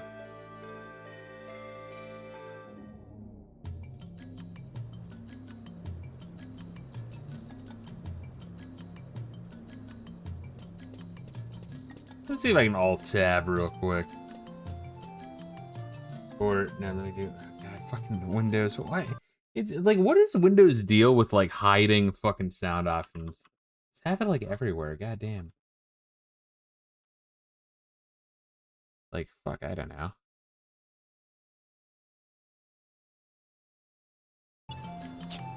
There we are. I think it's a little bit better. Man, that shit was set to a 4. That must have been, like, ear damaging initially. But yeah, I know, like, it's like... My sound settings has not changed in Windows 11. It's like what the sound settings mean. Like the numbers are all slightly off, which, man, I don't know. It's typical Windows horseshit. What are you gonna do? All right, where in Windrest Waters we going? To a book, or what?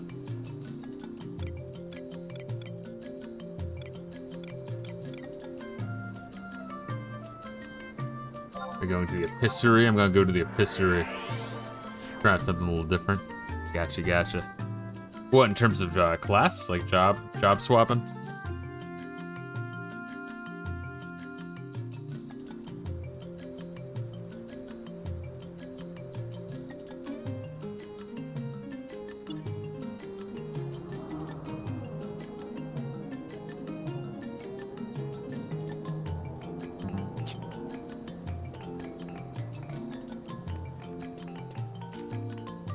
Oh, look at Reila with 1488.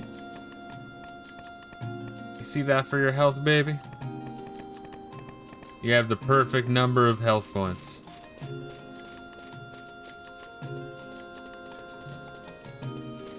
Represent 1488 throughout of all Vanadil.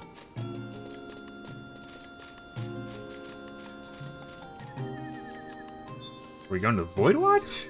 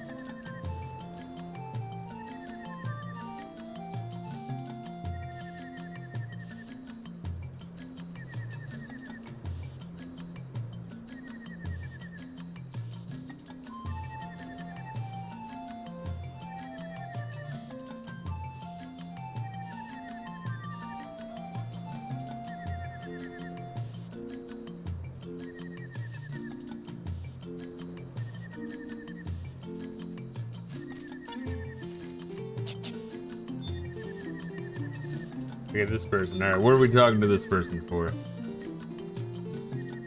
Those who possess a precipitate of emergence may come to me and have their hard-won atmosite infused. Am I requesting teleportation, or am I having her look at my perennium?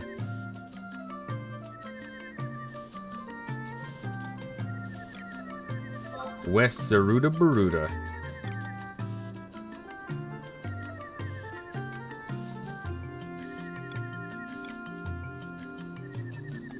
Wait, what is this? Select Void Watch jurisdiction.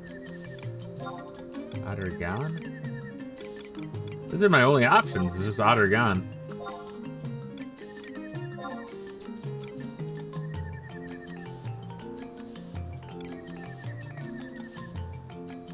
Have I not joined Voidwatch here? And just next escape to me. Typical Reila, ruining lives.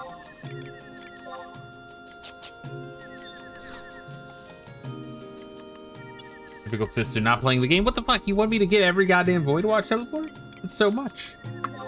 That is such an insane amount. I was unaware that's something I needed to do. Alright, we got 14 seconds left.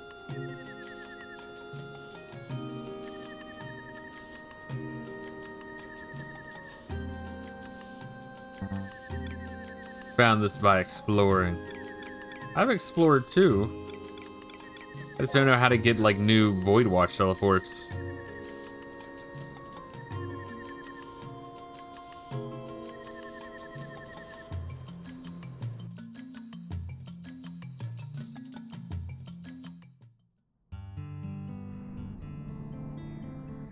Oh shit, so where does my homie be? Oh, there you are. He'll be right there.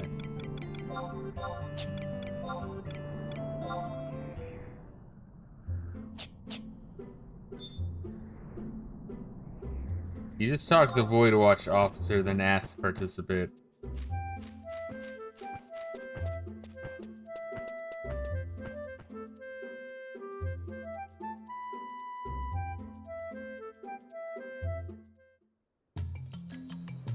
That's interesting. Nintendo Life has their number 9 in their top 50 NES games.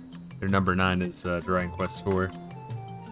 Once again, that game is sick. That's in my top 3. Alongside Mario 3 and Kirby's Adventure. Wait, so where am I now? Wait, the fuck was the point of that? Turning back?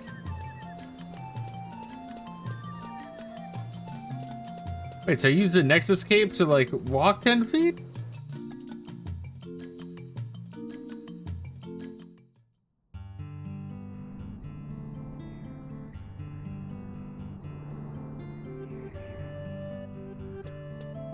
Typical Reila, burning my Nexus Cape.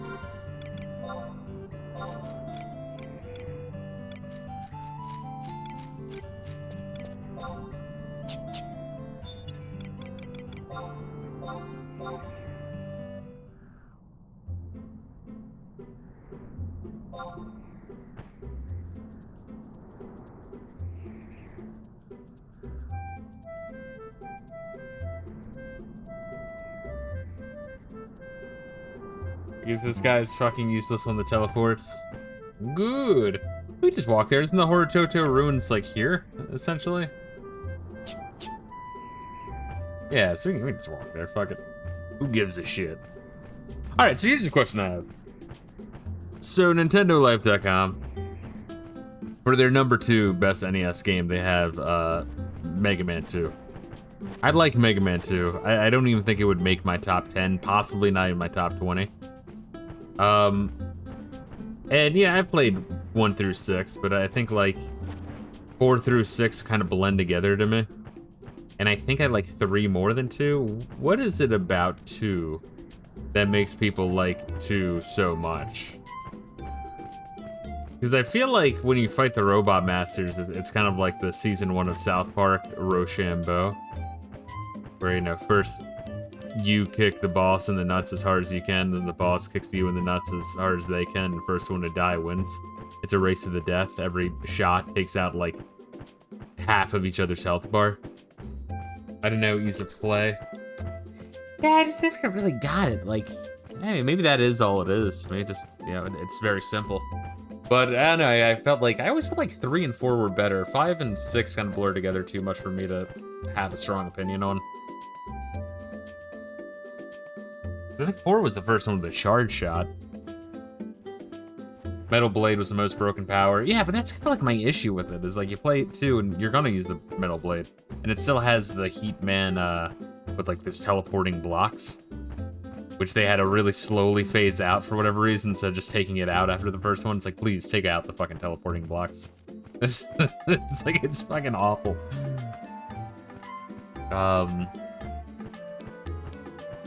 Because I think 3 had the slide, I think, and 4 had the charge shot.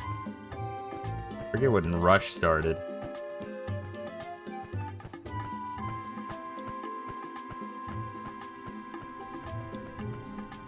But yes, I agree that I feel like anyone would have a hard time disagreeing with the fact that Metal Blade was ridiculously broken. It kills everything in like 1 shot. You can aim it in all 8 directions. And every like 1 power pellet in your meter counts for like 5 fucking blades. It's crazy. It's like, it's actually insanity. Like, there's no way you fuckers weren't using that in the testing. And then again, I always wondered that, like, did they test games in the NES day? So many games have like just weird fucking glitches or balancing and God knows what.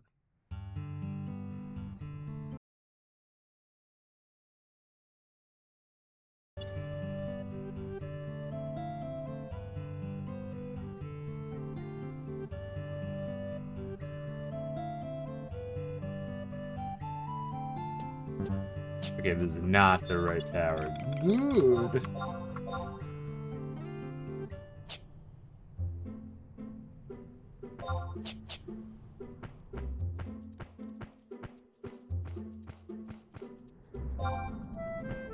Speed typing.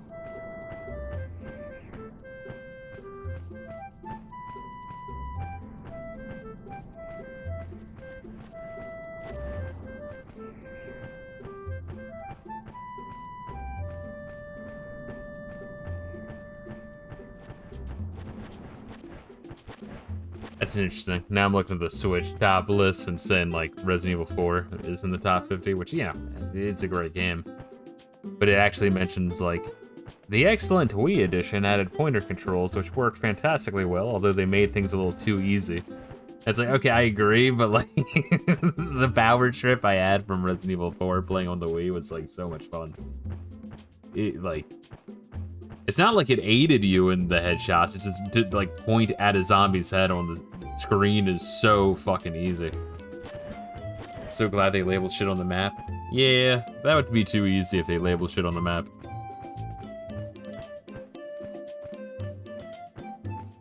Mouse and keyboard's easier.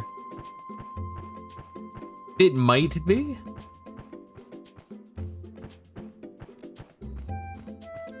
That's kind of like I mean, both are pretty like easy and fun to play as, but like something about just like moving like ever slow, not for the QTE, yeah. Yeah. But just like, you know, like moving your wrist like a half a fraction of a centimeter just instinctively and be like, all right, he's dead, he's dead, he's dead, he's dead. Felt like a god, dude. Fucking 100%ing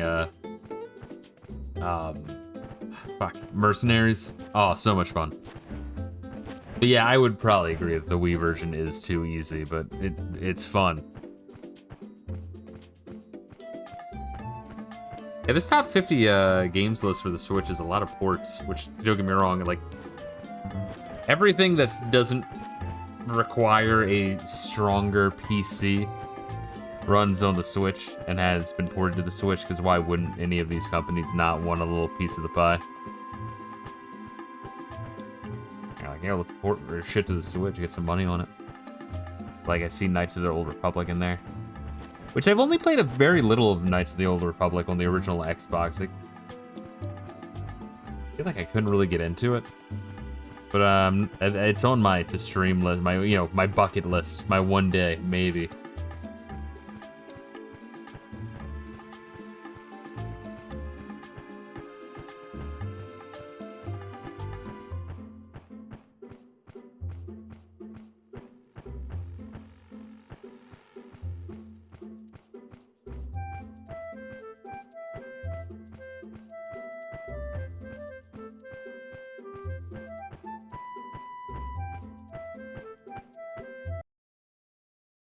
Let me open that up. Hell yeah. Yeah, let's see. Played a bit of it, but Star Wars. Yeah, because it was made by BioWare, yeah? I just feel like if I was going to play a BioWare RPG, I just play Mass Effect. You know what I mean? Kind of don't care for Star Wars in general that much. It's interesting. I love Star Wars, but it's just like the original trilogy. I like quoting and referencing the prequels.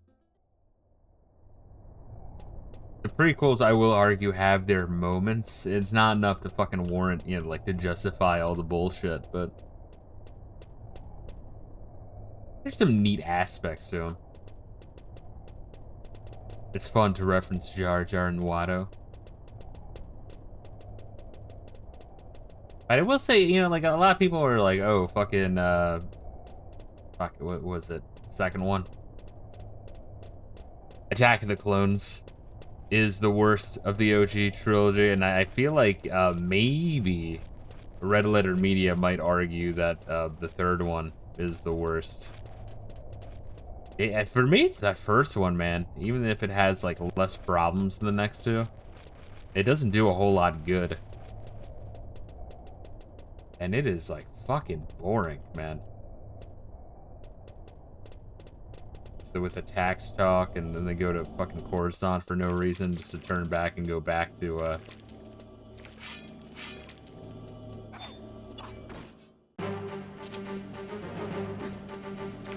I'll play this jelly.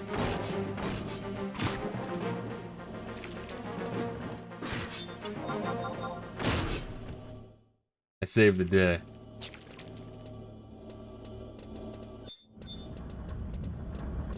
Yeah, they go to Coruscant just to turn back and head back to Naboo. I never understood that. Just to have the fucking scene where Yoda's like, "Great anger I sense in you. You will be Darth Vader one day." It's like one guy watching this series of streams on YouTube. He's like, "Hey asshole, I was halfway through episode 1. He spoiled it for me."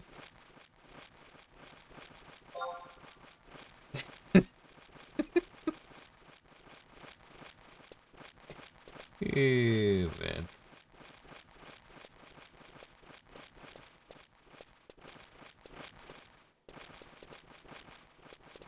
And then let's like swimming through the planet core. I don't know.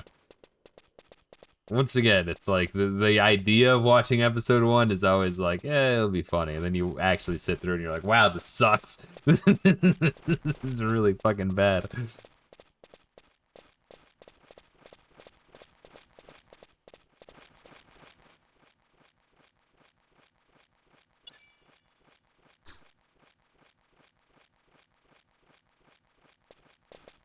Razor Fist loves episode 1.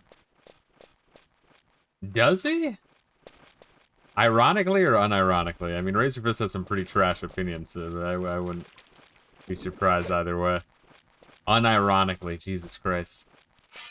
Why? I just, when it comes to media, his fucking opinions are so fucking bad.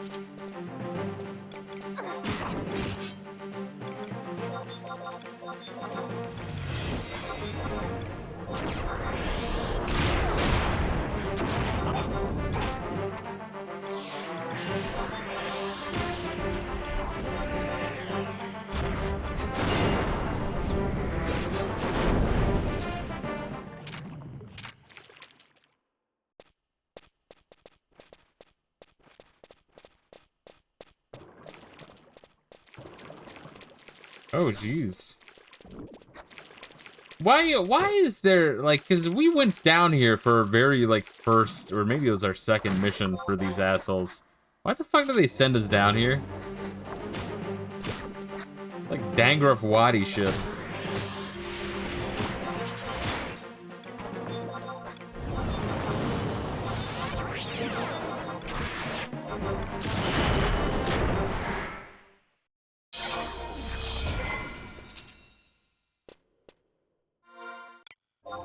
Did I get another merit point? No, that was you. Fuck you.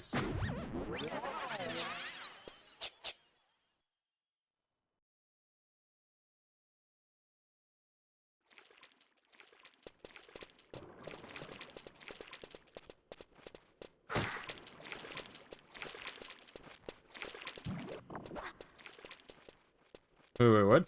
Okay. Spooky.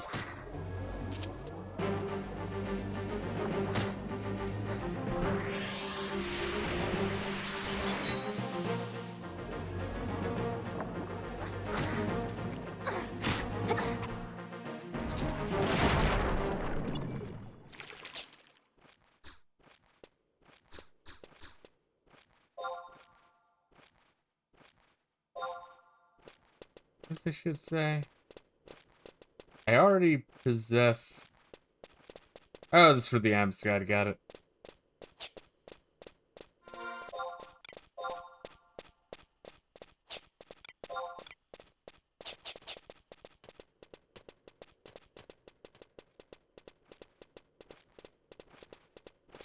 I really should just use the fucking Eat Shattering.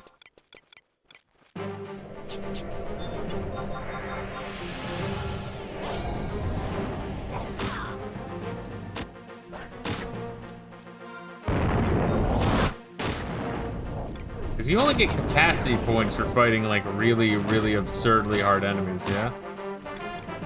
Ooh, I'm doing like 0 fucking damage on this guy.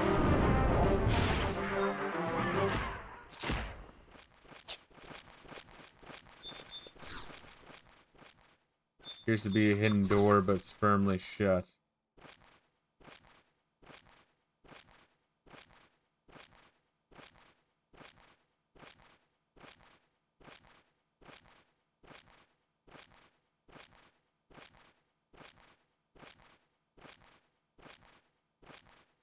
Keep clicking. Oh, keep clicking?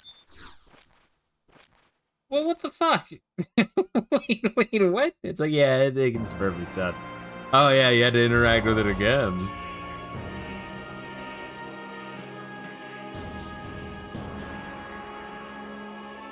This tower is the territory of the Guardians. No intruders will be permitted.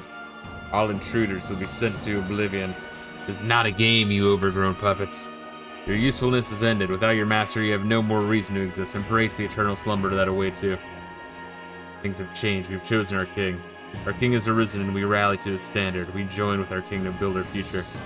You have chosen a king? Minister Zampa Zippa of the monastery still lives?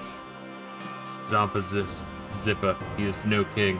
He is nothing more than a foolish jester, tainted with the guilt of his crimes. Our king is noble and powerful, a dazzling presence.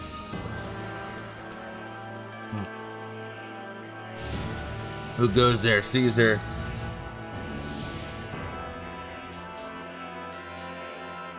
Caesar, I barely knew her. You, why are you?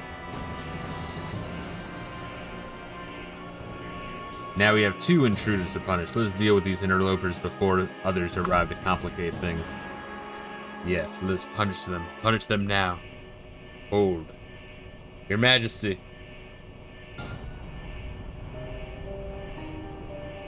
What do you intend to do with these people? They're intruders who have trespassed in the royal chambers. They will be punished.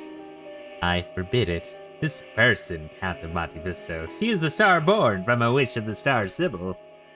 Count Monte Fisto still has an important role to play. She will make me whole again. Your Majesty, if this person is to be spared, what is to become of the Mithra? The Mithra also has her roles to play. The first of which is to hand over the ring she carries to Monte Fisto.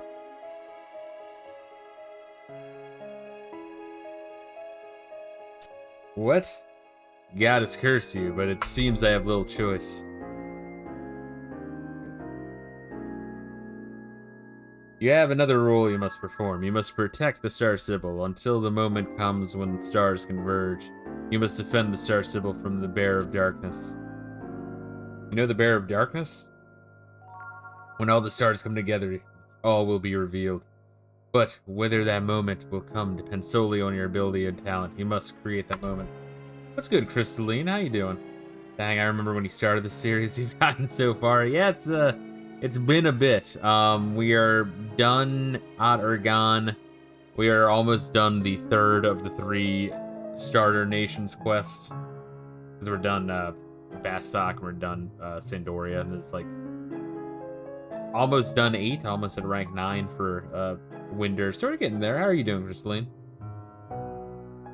But whether that moment comes to spend solely on your talent, you must create that moment. Count of Monte Fisto, at this time you are our brightest guiding star. Illuminate your land and our sky with your brilliance.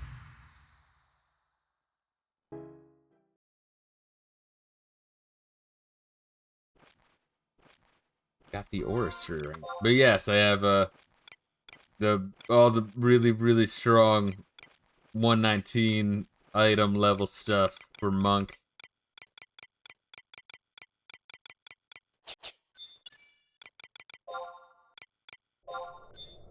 And Monk, I have 2 job points for Monk. My god, those take forever to get. Those are insanely strenuous to obtain. Crazy shit.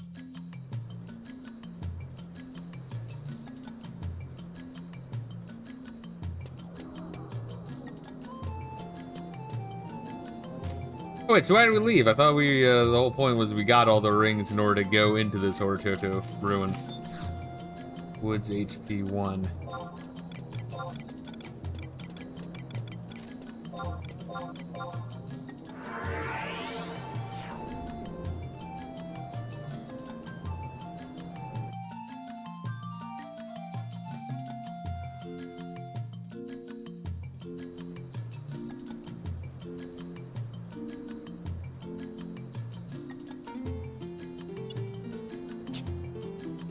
Alright, what we doing, baby? Instant day.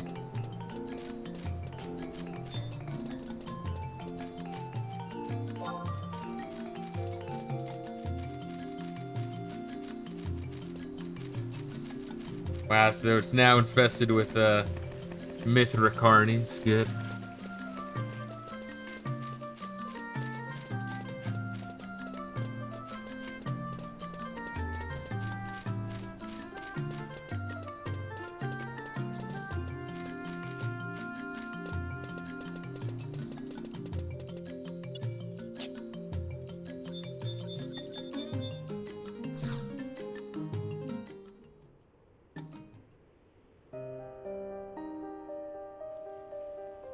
Let's see here. What's that? The Cardians have chosen a king? What on Vandeel are they thinking?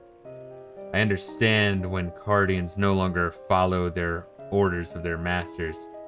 That happens when the concept of master ceases to have meaning in them. But after this has happened, they shouldn't be taking on a new master for that to happen. No, it's not possible. But putting that aside for the moment, please take the rings to Professor Shantoto and Winter's Walls. I must start to apologize. I was a little bitty distracted by what you told me. Alright, to Winter's Walls. I don't even know where Shantoto lives.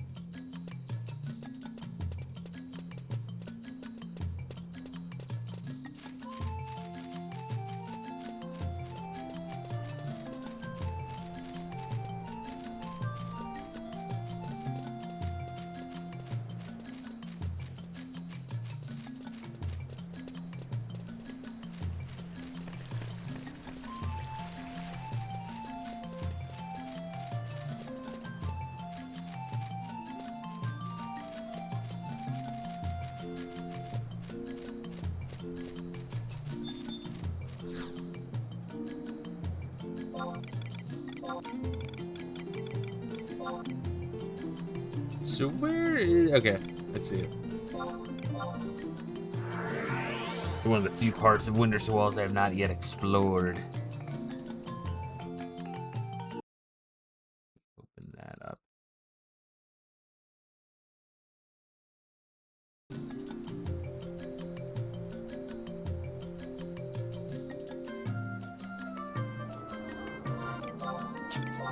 Alright, so we want to go north this way.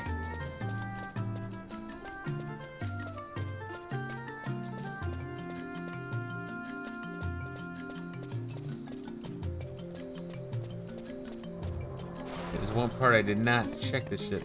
I swear if she comments on your hat, you better believe she's gonna comment on my hat. I'm gonna be so mad that you've led us astray.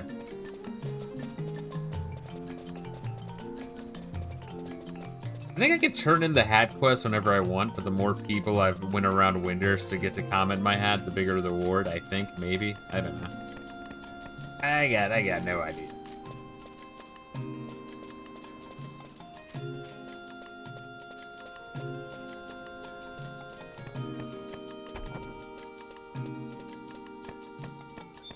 Comment on my hat, please. Damn. She didn't do it.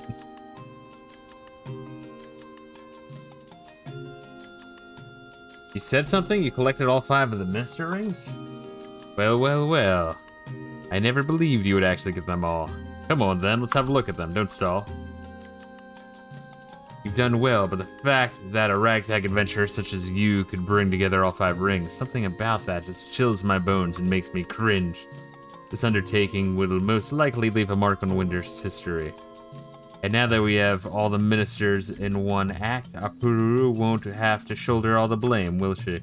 Right then, let's complete the final preparations. They're getting more lazy with their rhyming scheme. Just sometimes she rhymes. Hocus pocus, circulum focus, perennium focus.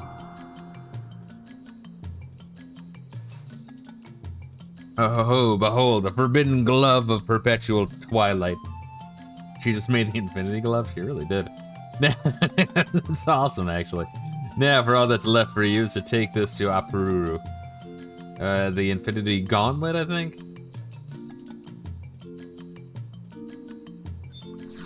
I don't watch Marvel movies. Some of them are alright. I think everything after the, was it End Zone, End Day, whatever the fuck it's called? I guess that would be the 4th, Avengers movie. Anything after that, like, I don't know why they even fucking tried. They're like, no, we can keep this up. And it's like, wow, we're bombing now. It's like, yeah, you fucking ended the story. People want it to be done. They're more than willing to watch all of them. Up to an ending, but then once you're like, all right, now, Act 9 of Avengers story. It's like, no, we're good. You've killed off all the interesting ones. And now you just have, like, woke versions of fucking... You know, you have Black Captain America and fucking feminist Marvel and fucking War Machine. Wow, the good guys won for the 12 millionth time. But that was what made the one interesting, where they fucking lost in it on the cliffhanger. That was good. But then, you know, then the next one, and then they solve it, and it ends. It's like, okay, cool, end it, please. And they did, and now it's just embarrassing, and no one's watching them. Hollywood got too greedy. What are we doing? What's the gay shit we're doing now? I know a guy who got teary-eyed when Spider-Man died. That's funny. Don't get me wrong, it was a bit of a sad scene, but it wasn't like that sad. I mean, it's Marvel, you know they're gonna come back. To be fair, he is a dad and made him think of his son.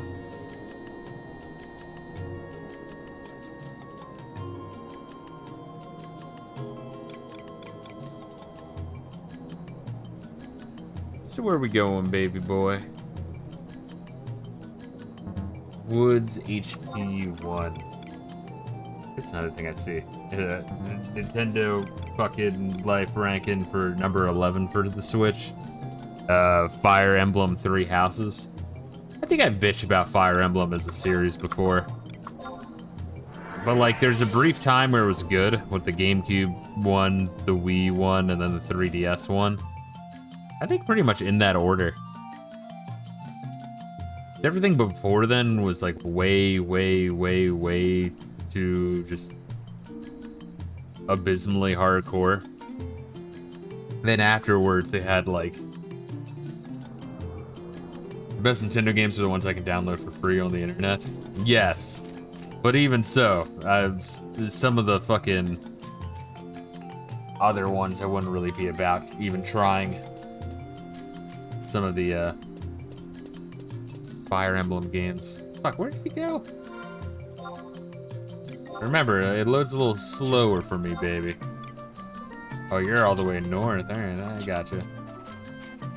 But yeah, with like Fire Emblem, like later on, so the earlier ones were like way too abysmally, brutally hard. Then there was a golden era where like a couple of them were pretty good. And then afterwards, they had difficulty sliders, which kind of like make the whole permadeath thing even more retarded and not really making a whole lot of sense of why it's there to begin with. And then they also started having like dating and shit, where it's like, oh, you're essentially shipping your favorite fucking Fire Emblem characters to make them fucking have kids, and it's like, it seemed weird. It's like you're bringing in like dating sim elements into a Fire Emblem game. Like, what the fuck are you doing? You completed the preparations for opening the Dark Dungeon. Wonderful. You have my most staru heartfelt thanks. Now, to the Dark Dungeon we go. Oh, that won't do. Professor Chantoto said I shouldn't be traveling with you. Well, that's why I was just gonna go. I thought we were just going to the Dark Dungeon. Fuck. We'll rendezvous by the door. Please be careful, Monte Fisto. Alright. Goddamn. We needed it to be a gauntlet for some reason. Well, I mean, like, why did we come back here? I mean, this bitch should have just been like, yeah, talk to Chantoto. I'll meet you at the door. Instead of we go to Chantoto, go back. It's like, okay, I'll meet you at the door. It's like, what the fuck? You should have just went there. God damn, they're just being rude at this point. I mean, they've been already being rude. Yo, look at this fucking, like, carny bitch. You're not even admiring the slutty carny. Not that the carnival's in town, they're all fucking whores. I mean, I guess there already were Mithra whores throughout the streets of Taratara, but they were, like, relegated to the Woods District. Now they're starting to spread.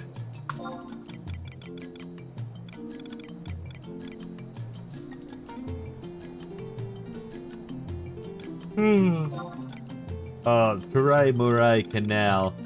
Is that, would we be going to walls? Or, oh no, you could go right there. Huh. We don't have to use the front door anymore. That's neat.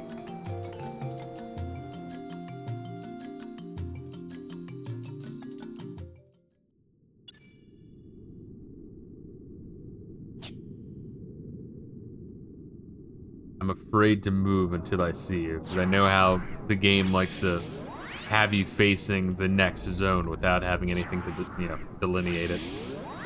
I guess that's one thing that the Final Fantasy 12 did right? They had like the little floating line that shows you when the next loading zone is. Gotta give them credit.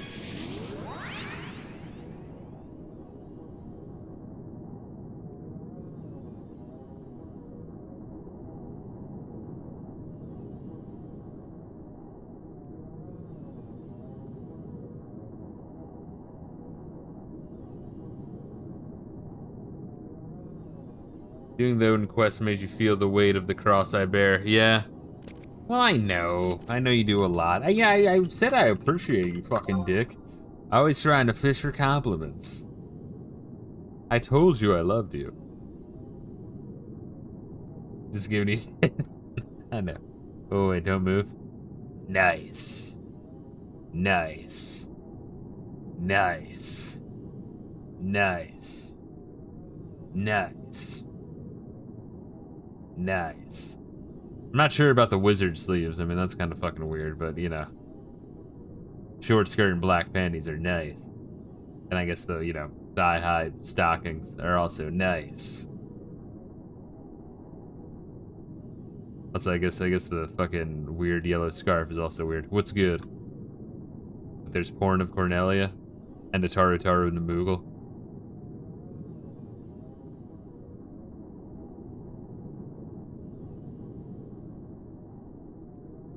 In Final Fantasy XIV, there's specific delivery quests you can do.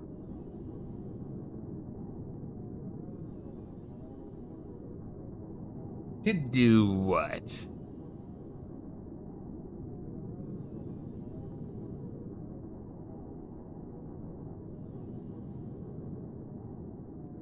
If you max them out, you can usually dress the quest giver into whatever you want. You gotta fan service the degenerates. You just gotta do it.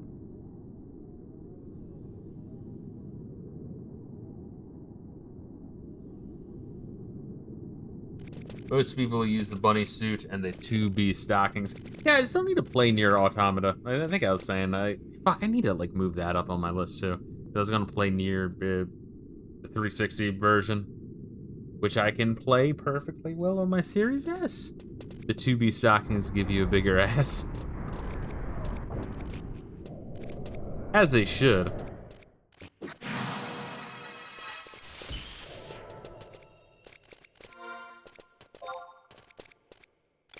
Yeah, let me use this e-chattering.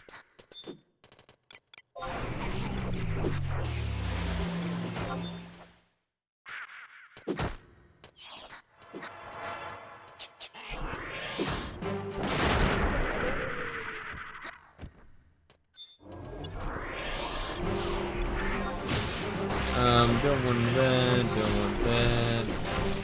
Don't want that, don't want that, don't want that, don't want that. Take that Blizzard 3. Oh, I can only hold one item of that type.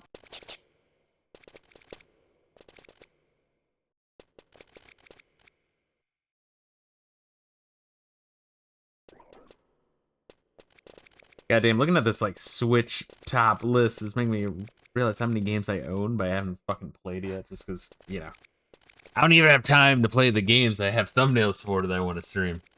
Let alone to do all the other shit. Oh, come on.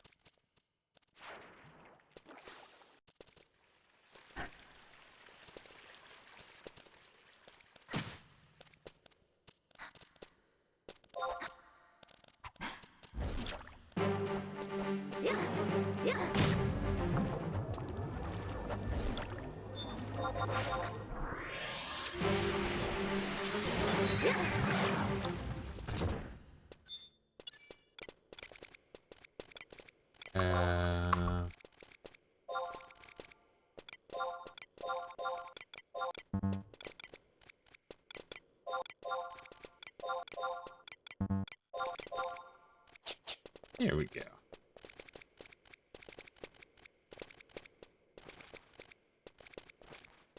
We should look at the Game Boy Advance shit as well. I don't know.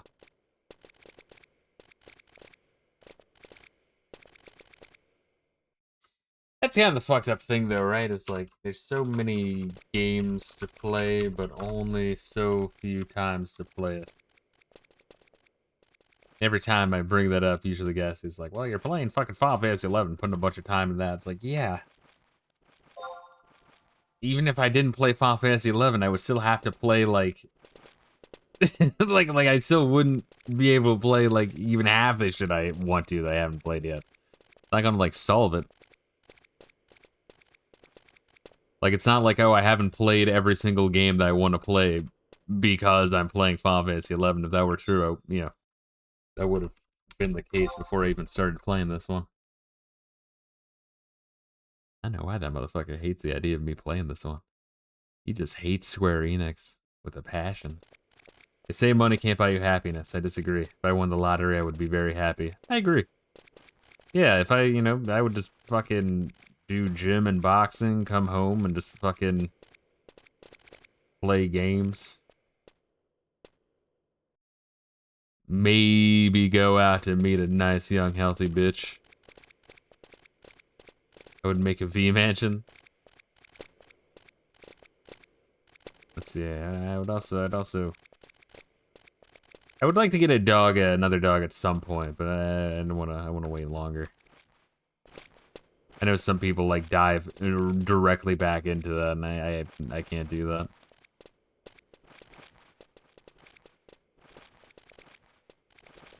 Fucking get out of my way. Jeez. It's like a fucking narrow-ass pathway, and they put fucking enemies right on there that you can't clip through.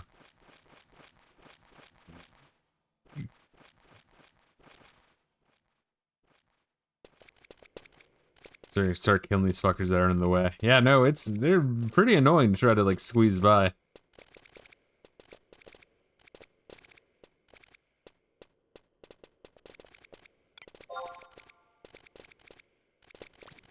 Probably getting a whole lot of those. The only way to get job points is to go into Silent Hill Zone, it seems.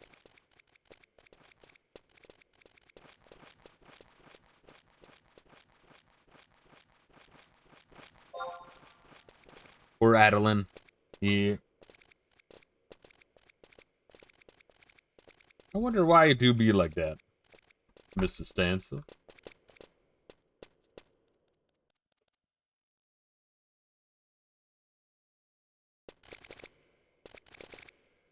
Monsters are strong there. Gotcha, gotcha. Oh, yeah, but Dark Souls 3 is going pretty well. I think I'm at level 49 right now. Which is pretty good. Just cleared the crypt. The obnoxious fucking skeleton dude with the fucking bracelets that you have to whack. But they don't break right away, so it took me a while before I'm like, oh, I just had to hit that spot like 8 times in a row. Yeah, I got a shit ton of job points today trying to learn new spells. Yeah, I either need a grind. Oh, ooh, alright, that's cool. Thank you, auto updater. Appreciate it. What is auto updater open in a fucking C prompt?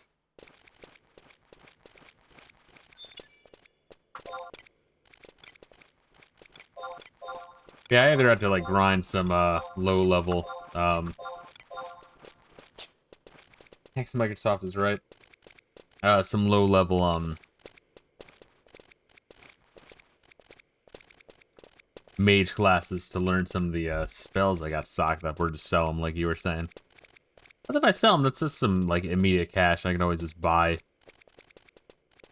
them back later as I need them, if I need them. So it's probably the better option, honestly. I like the idea of just fucking hopping in game one day. I like the idea of hopping in game one day and just grinding all the mage classes to level 10 each and learning a bunch of spells and fucking around. The reality is it's not really happening.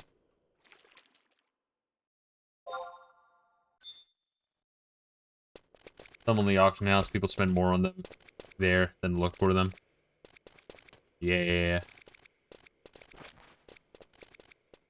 Which you understand why, though. I mean, they, like...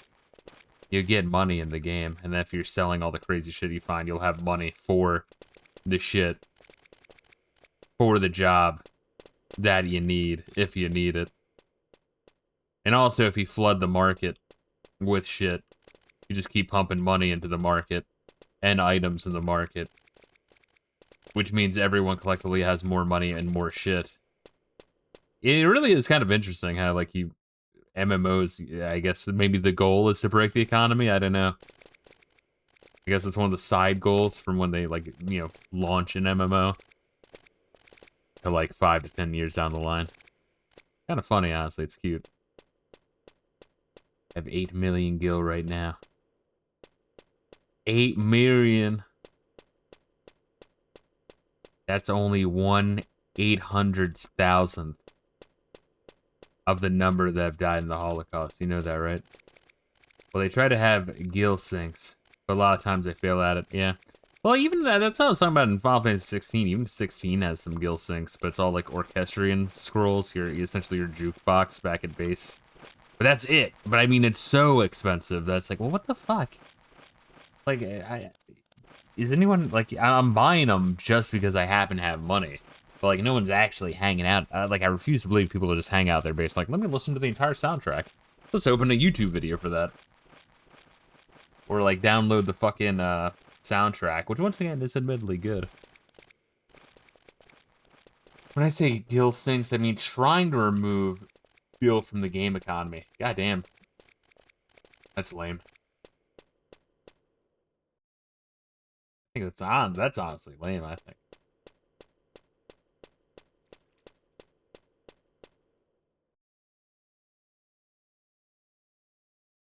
Like taking from people's account, or like taking from dead accounts, or cracking down on guild farmers. Like making things expensive so you spend a lot, because if too many players have too much, it crashes the economy. Well, that's what I was saying with the orchestrion schools in 16. Like, it's the classic end game, like, fuck, we need to have something to spend money on late game. I know the Tales series is notorious with that. I know they're not. What was it? Tales of Eternia, I think it was, where there's like a fucking, there's a play you watch, and you have to buy a ticket for each act of the play, and it's like a 20-act play. It's like a 20-act play with each act being exponentially more money than the previous act, until like the final act is like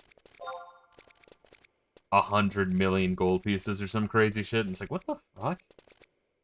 In Final Fantasy 14, the game just drops skill in your lap. You'll never run out. It's actually kind of preferable that way, though, because I feel like it's, for the late game, you know, you should earn, like, you've earned it. If you're in the late game, you've earned it. Gil should be something you need to worry about and try to figure out in, like, early game and a little bit of the mid game.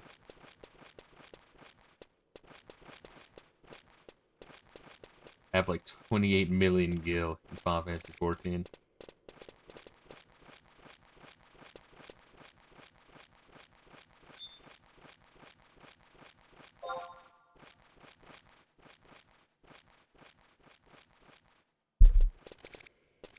I don't even try to earn it, it just falls in my lap casually playing. Let me just fucking check this fucking email real quick. Oh wait, did we activate these books? Don't even remember. Oh, that's a new one.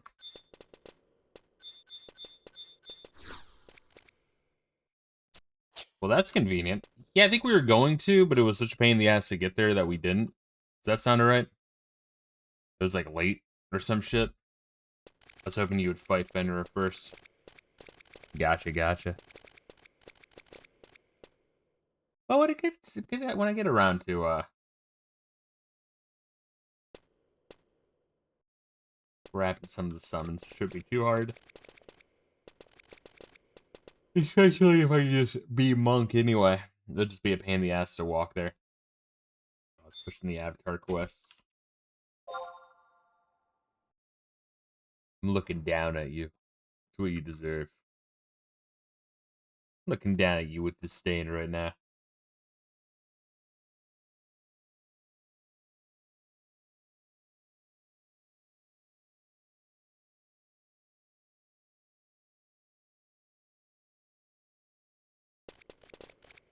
This takes a long time because of cutscenes. It's easy after you find the teleports, just warp there. Yeah. That'll be nice, and I'm glad that at least I got Odin out of the way. As my first summon, which is still funny to me. It's very fitting.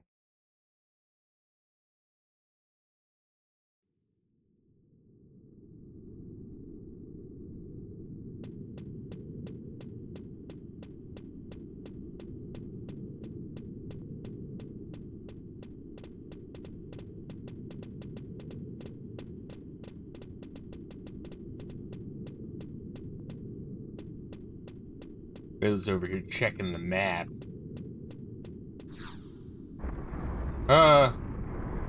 Hey, there's some Wendigos.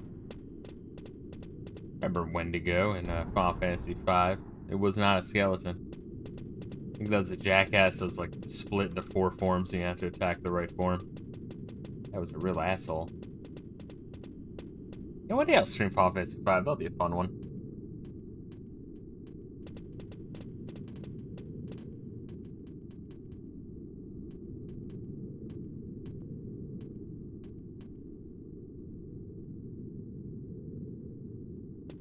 Check out the Final Fantasy XIV Blue Mage video I posted. I don't think I did. I know which one you're talking about. I think it just slipped my mind. A hard thing to believe, I know.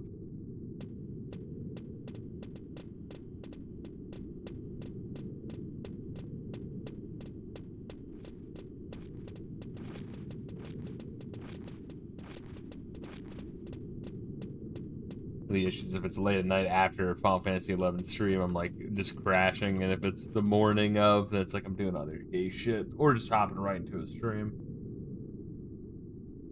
We're having a late sleep. Final Fantasy XIV Blue Mage is a huge Final Fantasy V reference. Yeah, I've been like pointing out a bunch of the FF5 references when I've been playing Final Fantasy 16. It really is surprising.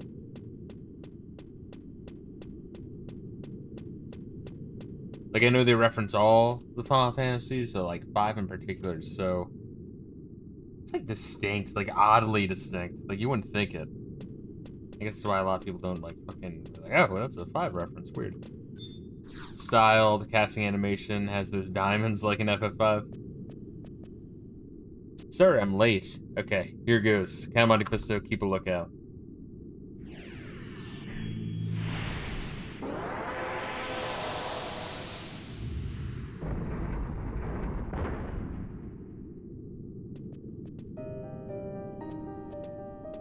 My dear brother, is this a dream? Sarah Sybil is beating the shit out of him every single day. Ajido Marujido. Are you alright, Taro? There's no dream. Please wake up. Not a dream, huh? Looks like I've been trapped in a never-ending nightmare. The Bear of Darkness was here. He said he was searching for something. He seemed to be in pain. Bear of Darkness? What are you talking about? What is that? Sense a mysterious force nearby. What's that you're carrying? The Infinity Glove? Are you kidding me? One of the ancients returned the magic to this tome? Which is ludicrous, but still, this level of power is most definitely the book. Could it be? Ajido and Marujido, no.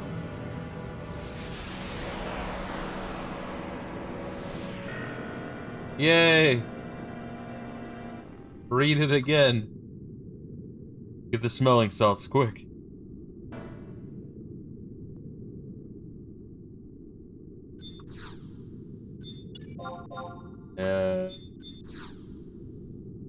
Door is firmly closed. Okay, now we warp back. Alright, fuck.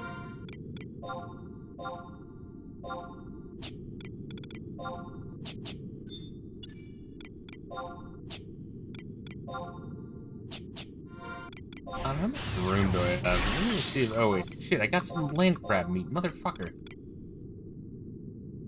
I'm gonna throw out this object seal. Don't do it, it's gonna hurt. Herbal broth. Wait, no, that's a fucking Bat Fang. It's just like, it's crazy this shit finds its way in my goddamn inventory.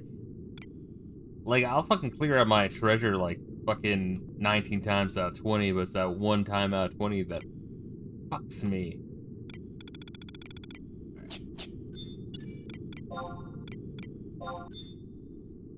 Bugged inventory management. No, it's just crazy. It's crazy shit, bro. It's crazy. Should like sell that OC serum. If you can sell it. If not, I might just throw it out. I think we're done with the gay shit, right? And I can always get more if we ever do more of the gay shit. I forget what it's called. It starts with an A. Ambuscade. Ambuscade.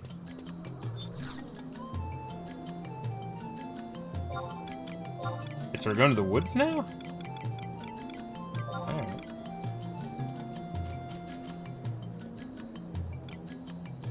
Was it one? Yeah, then we walk in that big loop, because Lord forbid they make it convenient to traverse.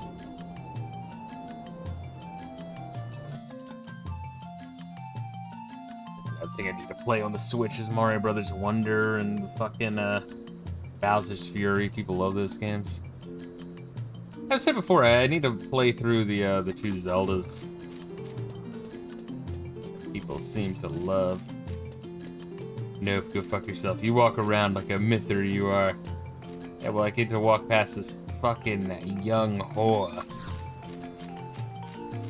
The true Valerino at your service. Yeah, she's a carny too. Gotta be able to do all sorts of crazy shit.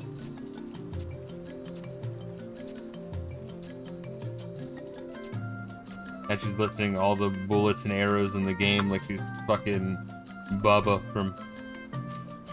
Oh shit, Nicki Minaj is looking at me. I don't even know where they are. Nicki Minaj.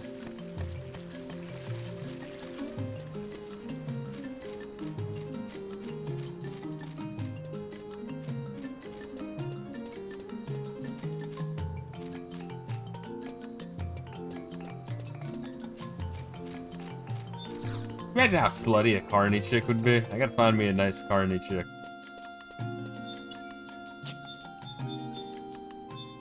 Keep your standards low, motherfucker. And Monte Fisto, my brother has yet to open his eyes.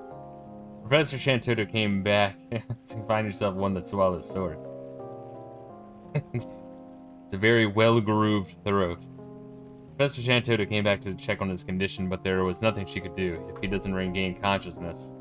I must stay strong. Thank you, adventurer. I'll never forget what you've done to help my dear brother. Oh, and about that glove of perpetual twilight, Professor Shantoto still. Well, perhaps you should go and ask the professor. And this is a long one, bro. Holy shit. Oh, no, we're rank 9. So we're going to Shantoto, or we're just getting the next mission?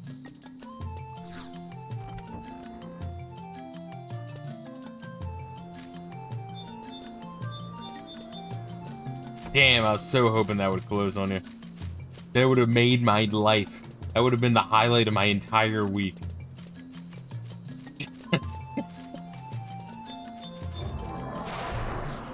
Fuck you. Oh my god, fuck you. Yeah, no. Alright. Alright. That's how you want to be.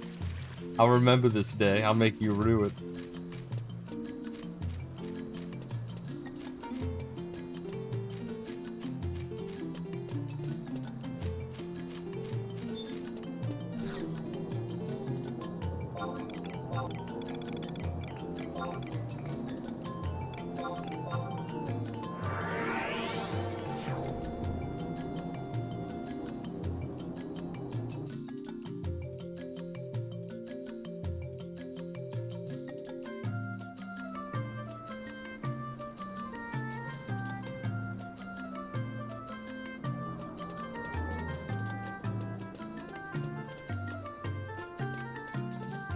I will say, of the Switch games I've played, which is admittedly not too many, because when I play one, I like to play through most, if not all of it. Mario Odyssey is fucking ridiculously good. What rank do they have as that one? Number 4. Yeah, that's like crazy fucking good. I'm assuming we're doing Written in the Stars. Let me swap over to that one. No, wait, is that not it? Oh, I gotta give the crystals. I forgot about the crystals.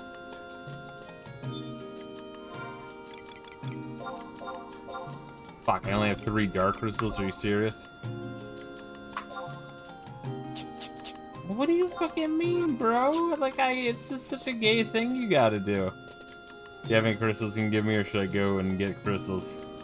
How mean to, like, I have a bunch of crystals. It's like, you know, I can never remember to grab, like, a good stack.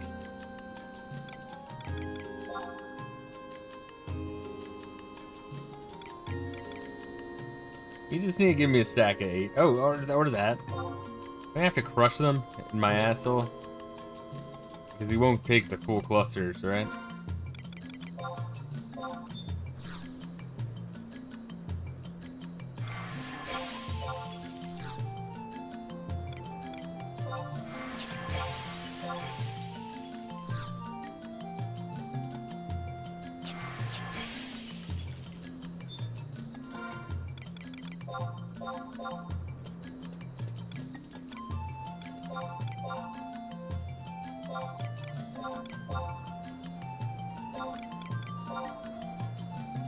There we are. Alright.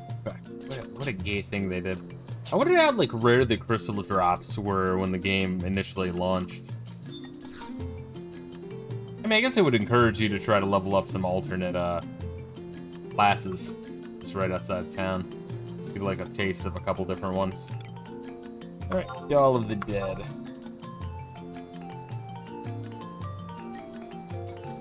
Oh, Count of Monte Fisto, Mr. Apururu is asking for you.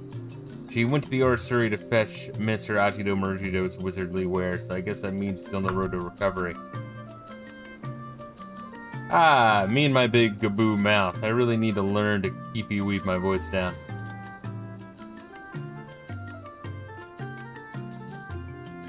Where the fuck was the orrery? Is that in Waters? Is that Waters? Woods, fuck. It is it? Are you sure you're not lying to me, boy? See the Manustary. Fine, go there. What do you mean? Well, I mean, shit. I mean, I just didn't see it.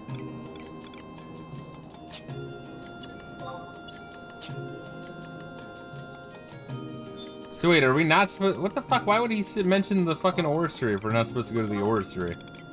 Why does this game do this though? I mean, Reila, I believe you, bro. I'm not trying to challenge you. I'm just saying, like, the game says one thing, but you actually need to do something else. It's fucked up. It's cruel.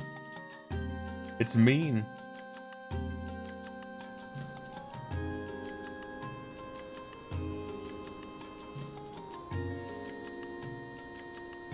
Alright, where did Reila go? He went to the orrery to fetch him, then came back. Let's see if you're lying.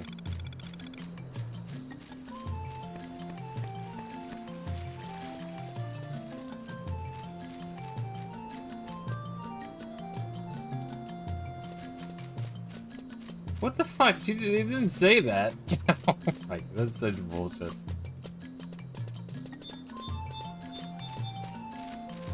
He's got to infer. Alright, Apururu. Ah, Count of Monte Fisto, my dear brother is finally awoken from his coma. He's right here. Please come with me.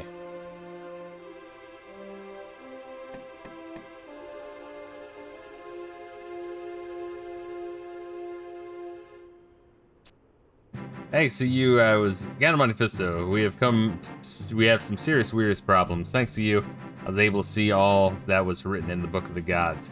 We must act before Winders is wiped off the face of Andeel. After I found you missing from the Dark Dungeon, I knew I'd find you here, Ajido Murjido. The Melachina. Great galloping Gygus. I just can't get away from you. I'm not here to arrest you this time. You must come to me to Heaven's Tower immediately. The Bear of Darkness has returned. Bear of Darkness? What of the Star Sibyl? We don't know. We haven't been able to open the door to her chambers, but with your magic, we should be able to get in. Oh, so now you need me all of a sudden. Funny how that happens, Semi-Laffina. Almost as if the Star Sibyl is an opportunistic bitch.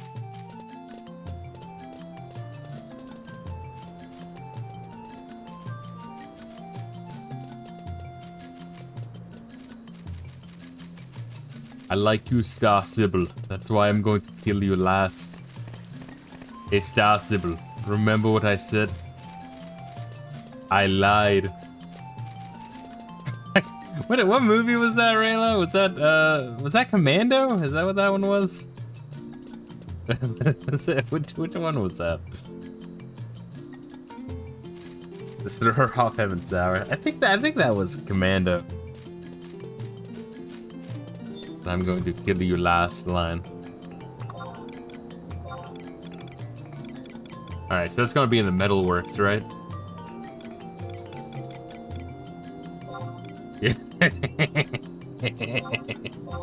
Yeah, that was a test. You failed, but I love you all the same.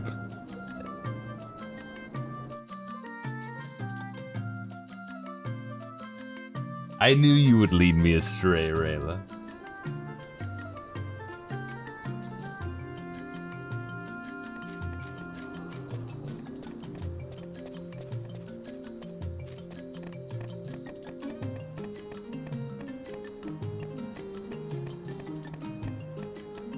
One day I will lead you astray, Albertus.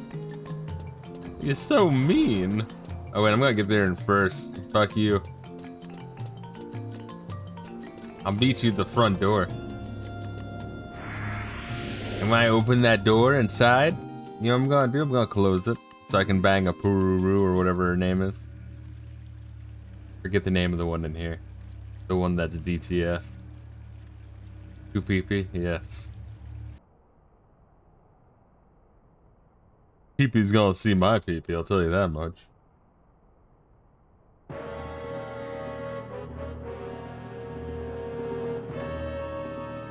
Oh, it's that thing we met. Don't come any closer. The Dizza Star.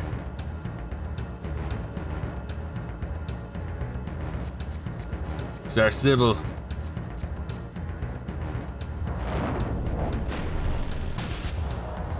Ugh. Little fiend. Star Sibyl.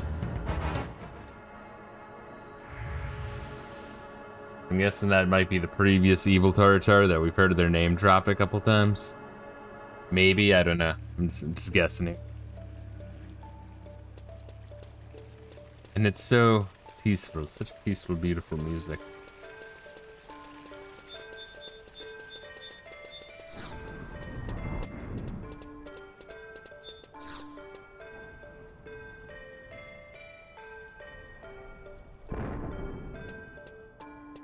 I'm gonna beat you up the stairs, Rayla. Get fucked.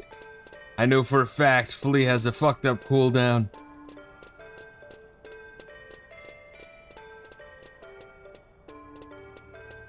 Honestly, it's a game smart about being thief, if I'm being honest.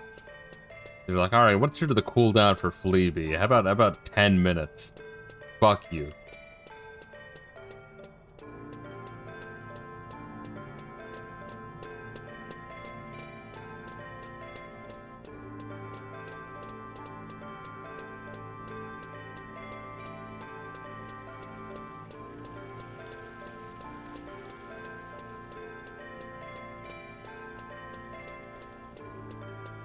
It is fascinating finally playing Final Fantasy 11 after like so many years of being like, well, that's the one I'll never play. It's an MMO. It's on the PC only.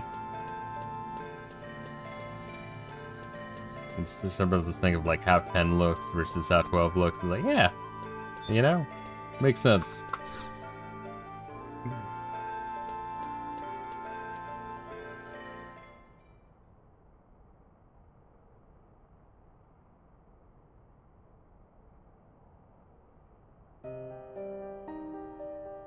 I must apologize, Star Sybil. We have failed in our duty to keep intruders from your chambers. I will pursue the creature at once. I'm like, hey, sorry, I fucked up on my one job. Nothing personal, right?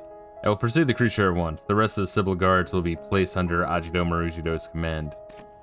Wait, you'll be wasting your time. Nobody can stop that thing. What are you saying? You have knowledge of this fiend? Star Sybil, the magic the creature was using was no ordinary spellcraft. That power was of the stars and the moon. Same power that pulses through the Horototo ruins and fills the mana orbs. It was the magic of Fenrir, the great beast that resided in the full moon fountain. You felt it, didn't you? Idiocy. The great beast is no longer what? Fenrir has left the full moon fountain. Star Sybil, I have read the Book of the Gods. I know all about Daru, the beginning of wonders, and the deeds of the first Star Sybil. You must, Daru, tell us what happened at the full moon fountain 20 years ago. You're right, of course. The time has come for me to tell you the tale. It all started long ago, when the Star Sybil performed the first moon reading at the full moon fountain. The prophecy spanned events from several hundred years ago up until the time of the Great War. The prophecy from the full moon reading was infused into the star spring within this very tower. We Star Sybils have used that prophecy in conjunction with our star readings to guide the people of Windurst. The first Star Sybils prophecy brought tidings of wealth and prosperity to our fair country. However, when I performed the star reading, I saw something entirely different. I saw destruction. Complete and utter ruin. Windurst would be consumed in flames and swallowed by floods. Light would sear the sky and our people would fall by the thousands. Which is weird, because there's only a population of about 900. I don't know. I went to seek the counsel of the great beast of the full moon fountain, the great beast Fenrir.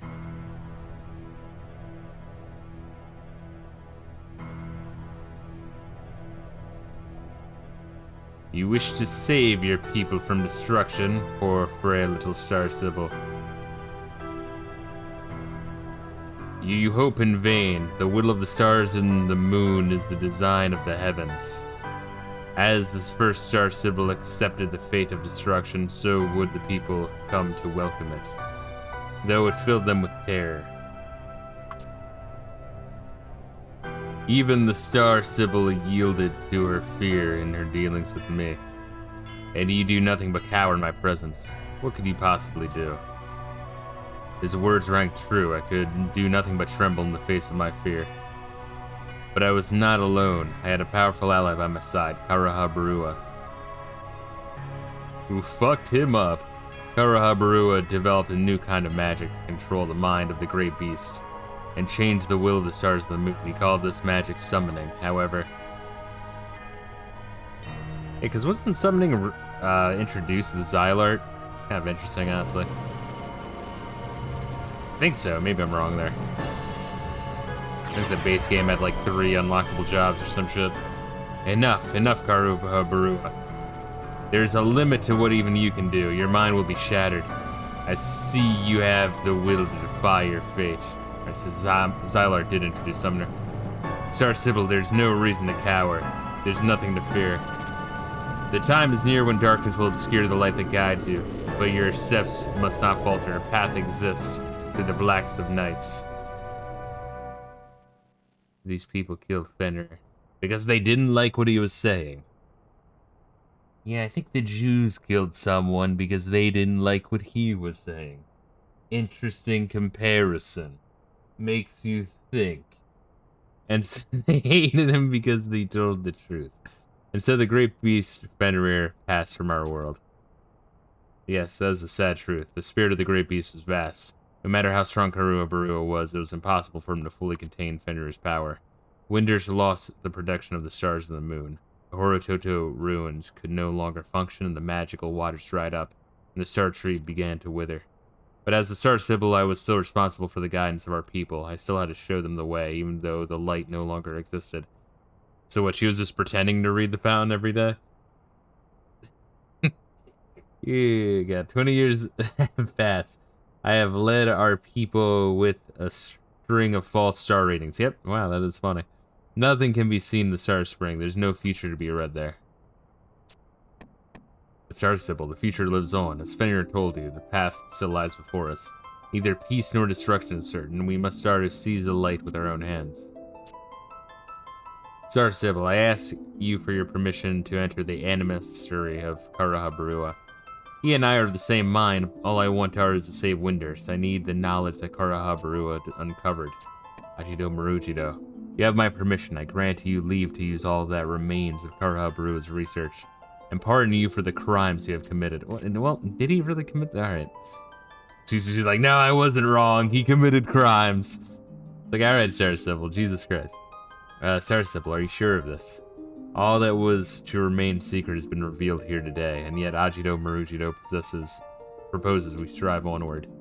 And there is still the mystery of this dark visitor. We must uncover its true nature. Your will is mine, Star Sybil. Right, Taru, it's time for me to get to work. If you need me, I'll go to the Animastery. Let Aparuru know what's transpired here. Don't Taru let me down, adventure. What a mouthful.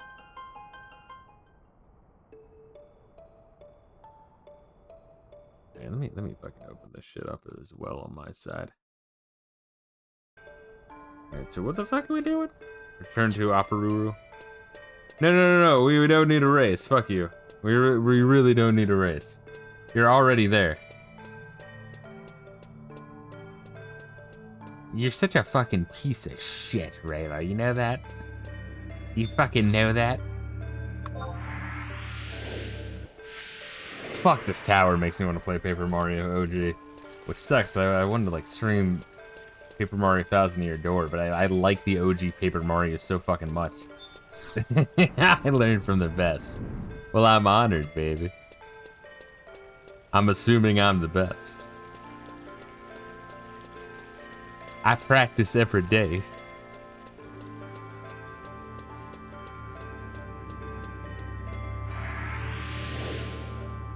I've learned it from you.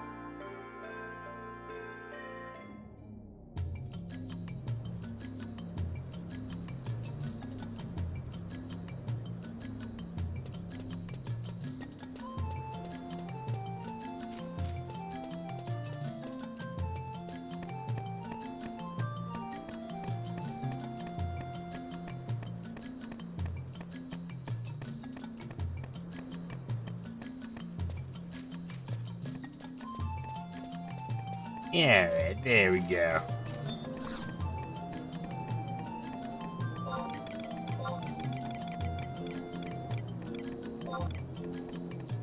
Was it one? Yeah, it was. I like how they put the consulate for Sandoria in, like, the fucking Mithra district. They're like, here, you filthy Elvon fucks, you can be with the whores. Like, ho, thank you.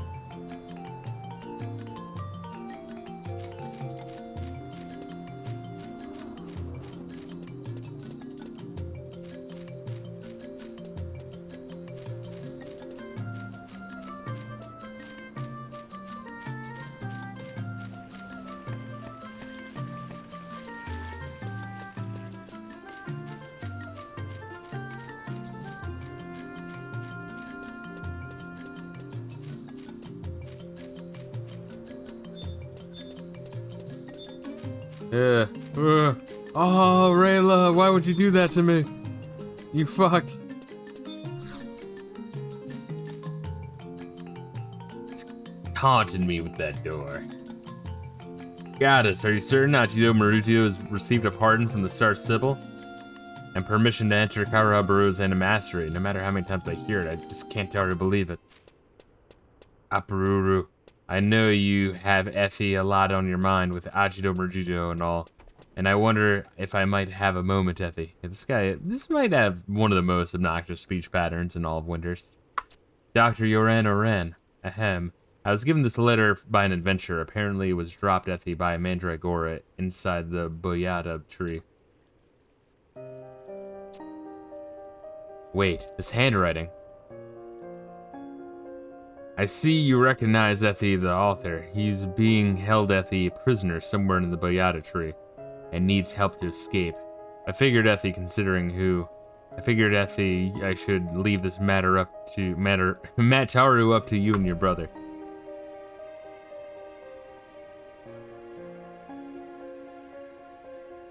Alright.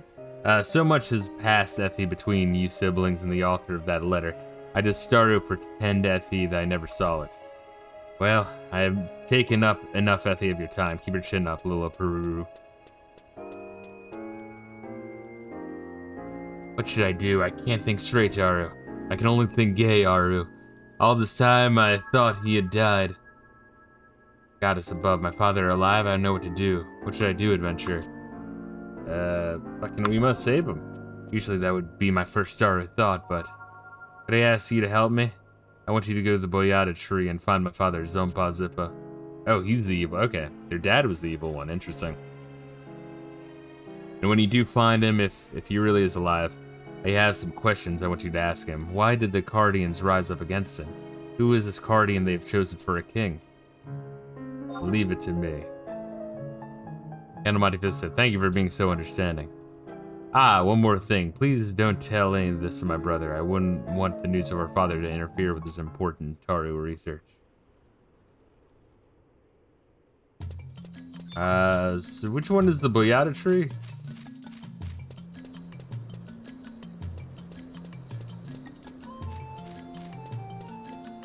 You've never been there. Oh, fuck. Alright, new place.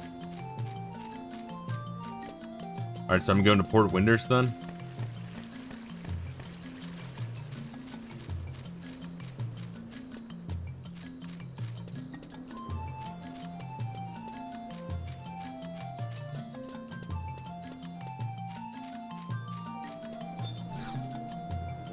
Go to a book, Sanctuary of Zeta.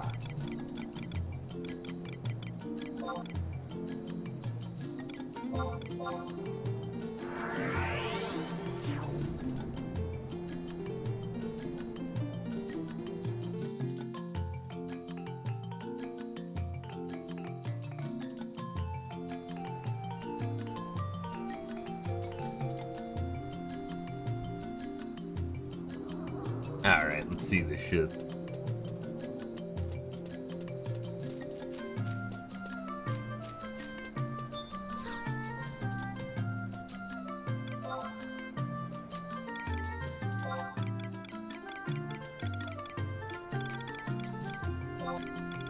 I think that is fucking Zyler, yeah. Here we go. There we go. It's getting a little sleepy, you know, that's my excuse. What's your excuse, Reila? I don't even think you have one. And I don't want you to say any bullshit about not needing one. Fuck you. Ooh. Once again, it's not just the fucking fog, it's also like the fact that it's got the like kind of sad acoustic music. What was that? I wasn't paying attention. Well, that's okay, Reila. You never pay attention. I'm usually the one that, you know, is on point and super focused. I have to help you out. You know how it is. I have to be the Tard Wrangler. I'm the Tard Wrangler of the relationship.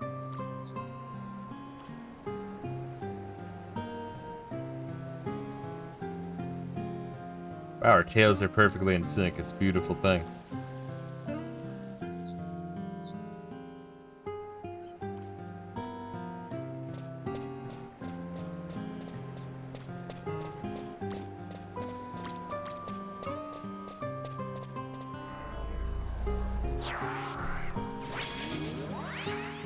But I will say that Sanctuary of Zeta is a lot different without the fucking Esha dragons running around.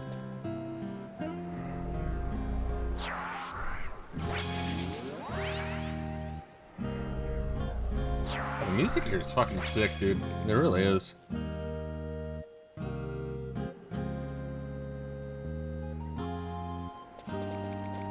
I've never seen this without fog. I mean, we've been here before. It's just been like forever. Oh, white fog, yeah. You might have only been here when we were passing through here to get to the fucking... There's Piss Fog, though. Piss Fog reminds me of Ass Portal. Ever play that game, Ass Portal? Oh yeah, the Samurai Quest. Yeah, I forgot about that one. Yeah, we went through here the first time to get to the fucking Row Mave Portal, or whatever the fuck that was called. Ruan Portal.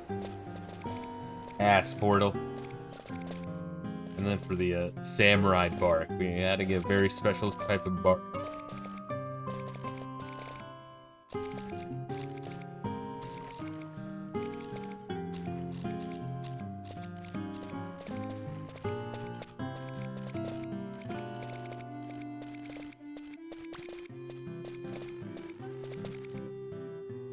Ass Portal. Fuck, speaking of shit that you send my way and I need to watch all that Half-Life 2 shit.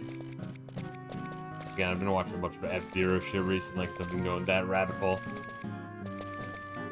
I was watching a video on, oh god. Peter Thiel, where he was, I guess in an interview, they were like, hey, would you be for continuing the human race or some shit? You like that picture I posted about Half-Life 2? I'll double check. I think I did. I was like fucking tired as balls when I initially saw it. Unless there's a new one. Oh yeah, that one. Yes. Yes, the with the maze. Yeah, that was a fucking good one.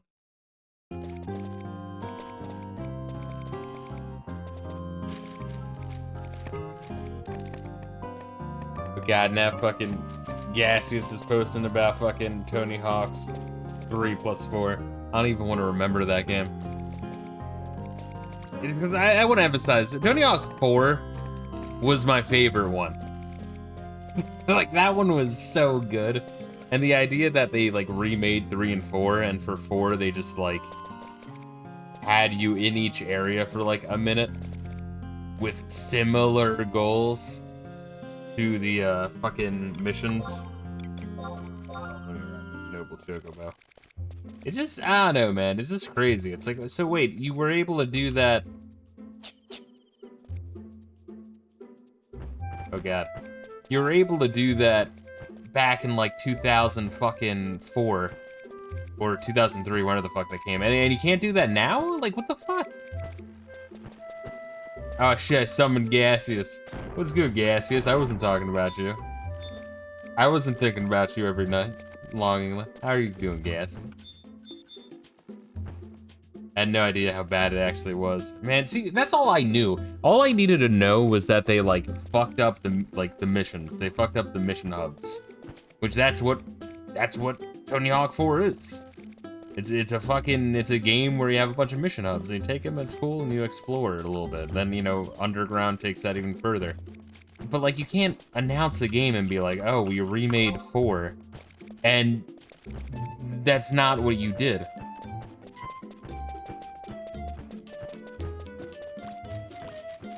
Like, it's don't get me wrong, I think it's cool what they did with Tony Hawk 1+2. That's crazy, man. Like, and if you look on Steam, the only people who liked that remake are the ones that did not play 4, and they just really like 3. Which, you know, if that's what you're going into, alright, far be it from me to fucking shit on your parade. But my god, that 4 was my favorite. And that's bullshit. As expected, just another vehicle for the propaganda. Okay, so there's more gay shit in there, okay. Than just that. They didn't just fuck up the game, but they extra fucked it up. Check that out. Now, is this in the process, Gaseous, of hopping onto the Discord to be reminded of the Half-Life shit I need to watch? Because I did finish Half-Life 2 last night. Great game. I will say, though, that it's something that a lot of people don't talk about is how Half-Life 2 doesn't really have a plot. Like, every time, you know, you're playing the game and at, like, the end of the level, characters kind of get together like they're about to explain the plot, and they just don't. Instead, they just, like, stare at you while you, like, pick up chairs and, like, throw them across the room and, like, teabag all the characters and try to, you know, rectally prolapse all the characters. And then it lets you, it, like, opens a door, and, you know, I'm like, wait, what am I supposed to do? Sounds like a you problem. No, I had a lot of fun. I had a lot of fun with Half-Life 2. I did not get any of the fucking plot at all. Oh my god. Like, when you give me full control during cutscenes, that's fucking it. It's done. Especially if it's like a fucking physics engine. Like, there's no way I'm taking in anything at that point. Half-Life 2 is like a game made by space aliens who had no clue how humans react. Well, that's the thing. I was telling Reila when I was playing the end of Half-Life 2 is Shenmue is also really weird and experimental and like a bunch of like physics shit, right? But when there's a cutscene, it's like, all right, stop, and you're gonna listen to this dialogue. If they let me like keep walking like I had shat in my pants and like, you know, put light bulbs in my pockets during cutscenes, bro. Oh my god, dude. I would have had no chance. What, am I dismounting this? Shenmue also had the earliest game I can remember that had QTEs. Well, when I was playing Final Fantasy 16, I was saying this morning. Oh, do we need 2 of those? Boyadamos, or?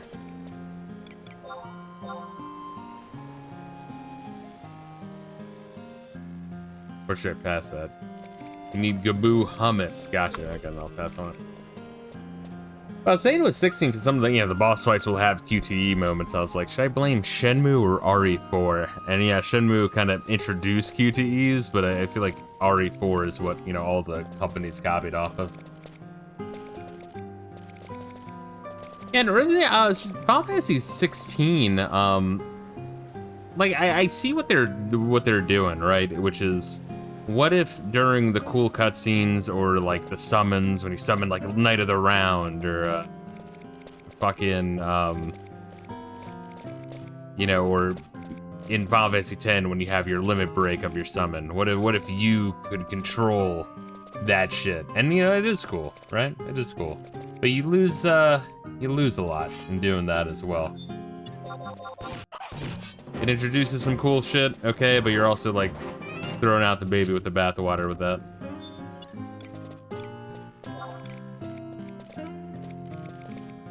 And I was saying, like, I would prefer for the next Final Fantasy, if that ever comes out in like 10 years. In like 10 years, don't hold your breath. If they brought back turn-based, right? But I don't think them going away from turn-based is what, like, fucked up the series. I really don't. What fucked up the series is the fact that they don't have, like, a character progression system. They don't really have one. They don't have a party building system. They don't have a character progression system. Which, that is the core of Final Fantasy. It's not just that it was fucking turn-based. It's that the series had really, really good party creation and character progression. Because you look at like Dragon Quest and even the shitty Dragon Quest games, because there are, like, let's look at Dragon Quest 6. The character progression and party creation sucks. It's not about the turn base. Final Fantasy did really good with and I don't know, they fucked that up. I don't know.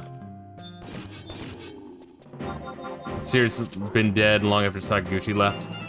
It's been nosedive since. What do you think about that, though? Do you think that Sakaguchi, like, did the typical Japanese thing of like, oh, I must leave, it's my fault I suck? Or do you think the people at the top were like, kind of like, look, dude, you have to leave? Like, not forcing him to leave, but they were kind of forcing him to leave, you know? The mix of both. What is that, the gravestone, though? Is that like a Zylark teleporter?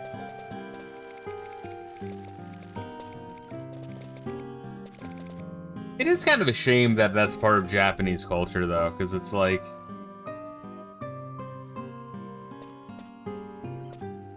You know, American culture, people will, like, fucking fail upward, you know, which can be a serious issue, don't get me wrong. But, you know, everyone's gonna fuck up eventually. So what, you're just gonna fucking, like, commit ritualistic Sudoku? Like, the fuck? Nice you got the Mega Man to tag along. Yeah, failing upward is bad for business, yes. No, and that's the thing, is, like, there's a middle ground, you know, like, the two extremes are bad. If, like, the second someone has a fuck-up, you, like, cast them out, like Gunpei Yokoi with the Virtual Boy. It's like, alright, so the guy, like, was batting 1,000, and then he fucking struck out with the Virtual Boy, and you're like, alright, time to leave. It's a really sad case, the fact that he, like, died in a fucking car accident afterwards, after he did the Wonder Swan, which also failed. Neat idea if you actually, like, look at I've never played a Wonder Swan, I heard it's, like, pretty decent. But the idea of, like, what was it, like, 80 bucks or some shit? Like, it was real cheap when it came out. And it had, like, a battery life of, like, 30 hours or something crazy like that.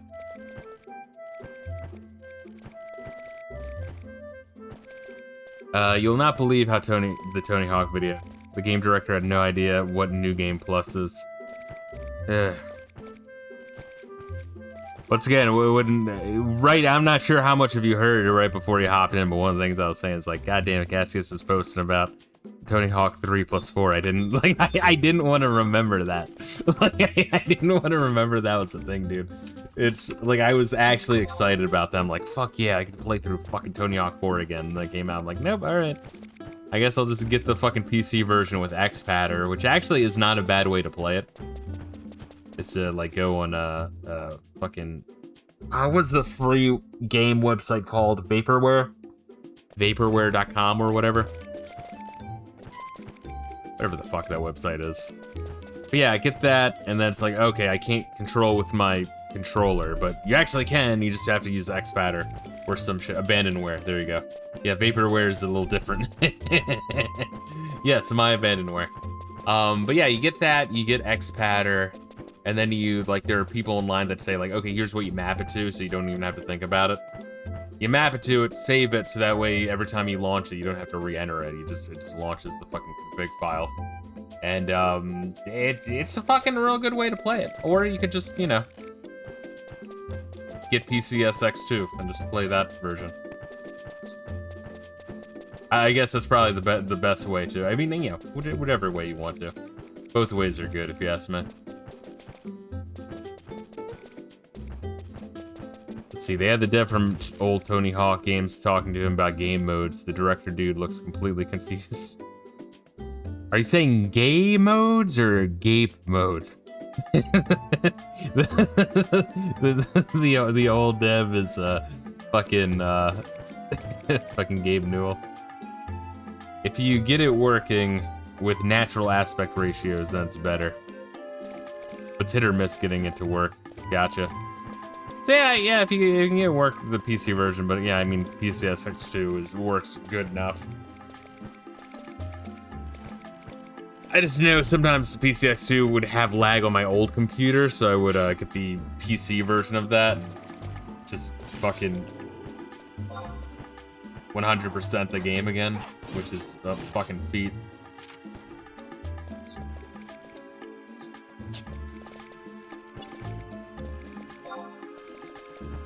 I just gotta say on my fucking Chocobo, you got this, bro.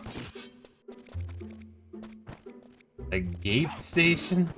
The gay station? I was fucking, like, driving home from work the other day. I was listening to a podcast. And, I was talking about this the last night's stream. I was listening to a podcast. And the dudes mentioned a, like a gay music festival or a game, like a game music festival or a game music fucking, convention or something. And, like, to myself while driving, I was like, a gay music convention? A gape music convention? Got my hummus already, so I'll just go ahead and warp to the place. Oh, wait, did I get it as well? Do we only need one?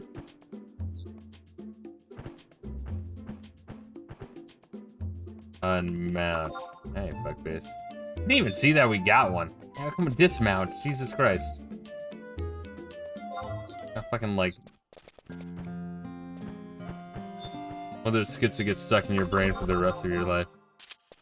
I've already made the, like, gay magazine joke. Anytime you see, like, a gay reviewer, you know, gay magazine, just emphasize the gay part. That's funny. Just like, yeah, no, that actor is great. He's probably a really good guy in his, in real life. A real stand-up guy.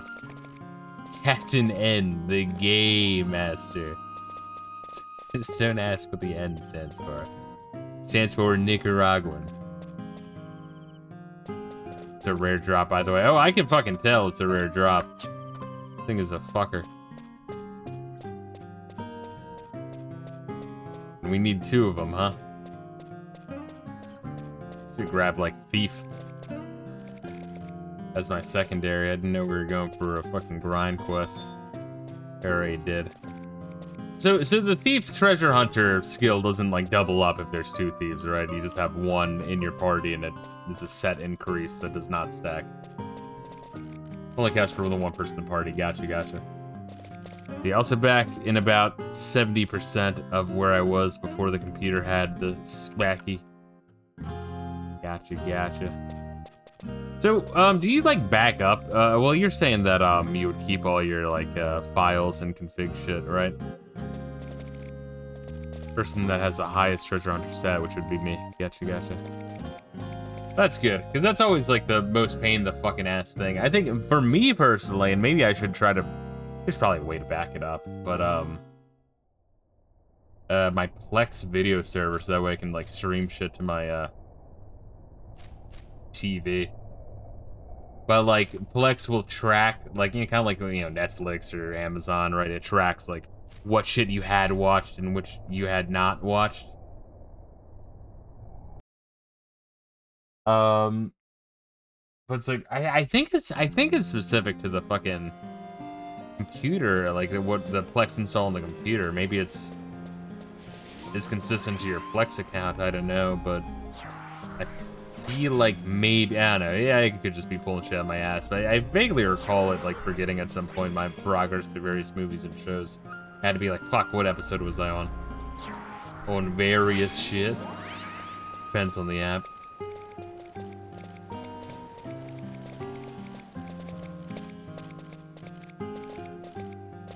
Typical glass half full Reila, thinking we could finish Winders tonight. Little do you remember how fucked up the later missions of Xylard Nation's quests were.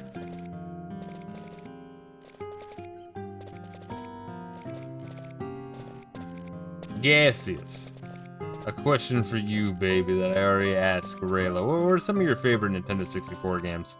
Once again, I got the analog 3D, and I'm just kind of like going through some of that shit again. I'm like, my god. Because I didn't want to, like, revisit 64 for a while, because even, like, the official avenues... Oh, wait, that's hummus. Is that what we wanted, the hummus? Good. Yay! Alright, we can warp back, right?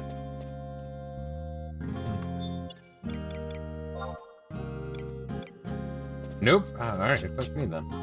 But yeah, like, even the official avenues of, Nintendo 64 playing, like, on the, like, the Wii Virtual Console, it was always fucked up. Like, the colors were really dim, and the aspect was fucked up, and the image quality was, like, more blurry than on an OG 64.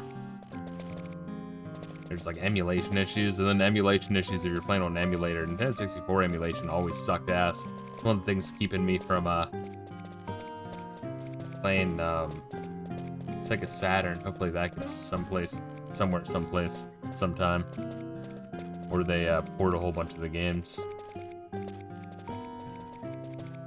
Yeah, but now that I finally have the analog 3D, I'm, like, just hopping around different games. I'm like, man, I have to stream a whole bunch of shit. It's been fucking years.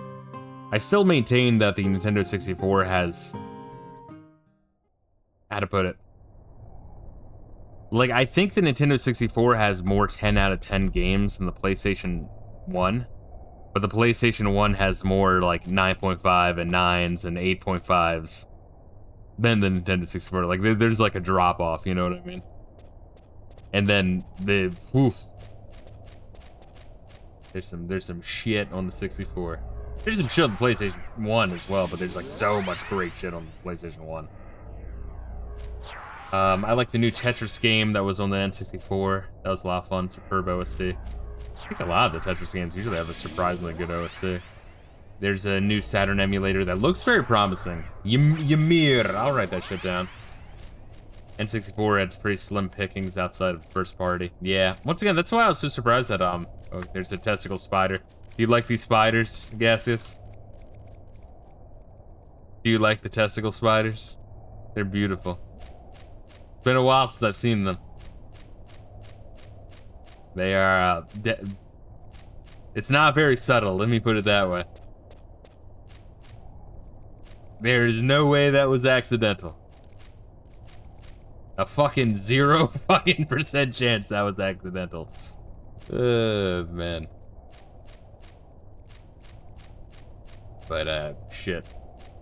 Yeah, the, Treasure and Mischief Makers. That's the one that I'm absolutely gonna be streaming. Great one. Look up Mora from Shin Megami Tensei games. Now that is subtle. Oh, gotta shit up. New Tetris. And then the Ymir Saturn emulator. Alright, let me also cast a good old follow on my good old buddy old pal Reila. Look this bitch up. Mara in Megami Tensei. Oh, okay, yeah. Alright, yeah, that's very subtle. Why are the Japanese like this? Like, they must have had some fucked up childhoods, you know? The testicle spiders and the penis plant creatures.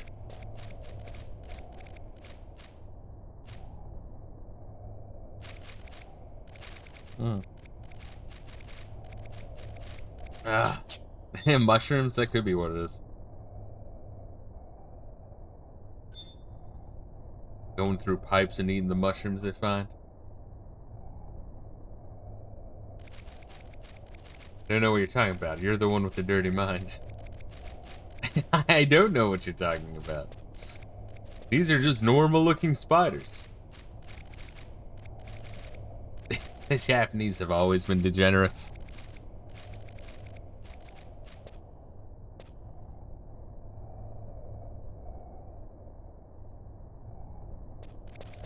Nothing weird about these guys either. Yeah, with the weird ass mushroom crickets.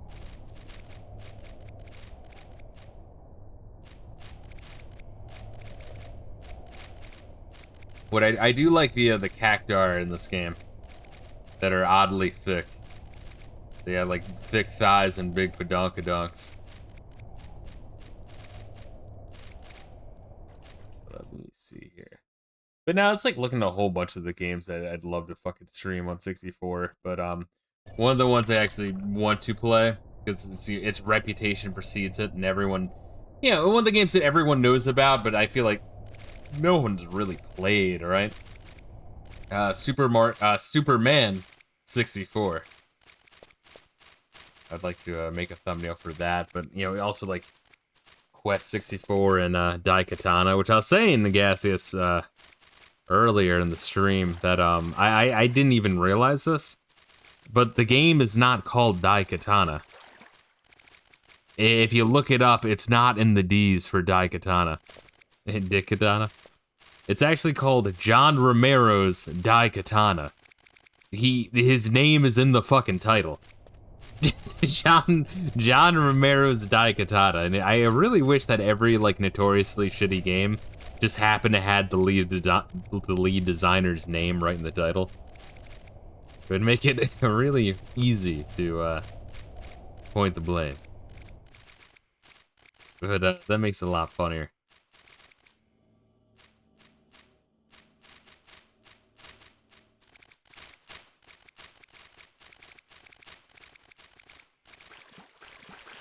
Is there like a good video on Superman 64? What was that one dude's name? It's like kind of alright. The what happened?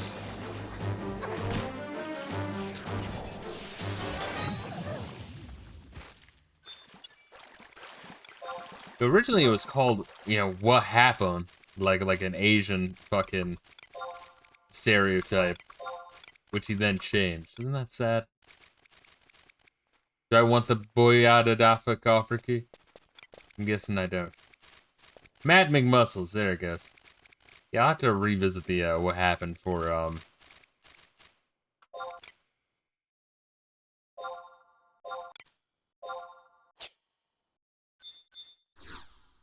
Superman 64. Trade hummus for this guy. How would you know that? Mandora Warden, just trade this guy the fucking hummus he found in the woods. What the fuck, dude? Oh, well, if you're paying attention, Apururu said, go find Gumbu hummus and give it to a random fucking mandragora in the tree. Of course. Fuck, there, yeah.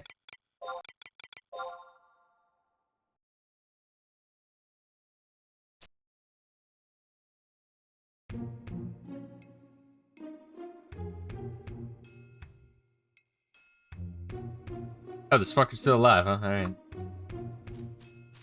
Just living in a tree for the past 20 years. And who might you be? Did I ever tell you the joke about Death Oruru? No, I don't know. You were wondering the same thing about me? Well then, allow me to introduce myself.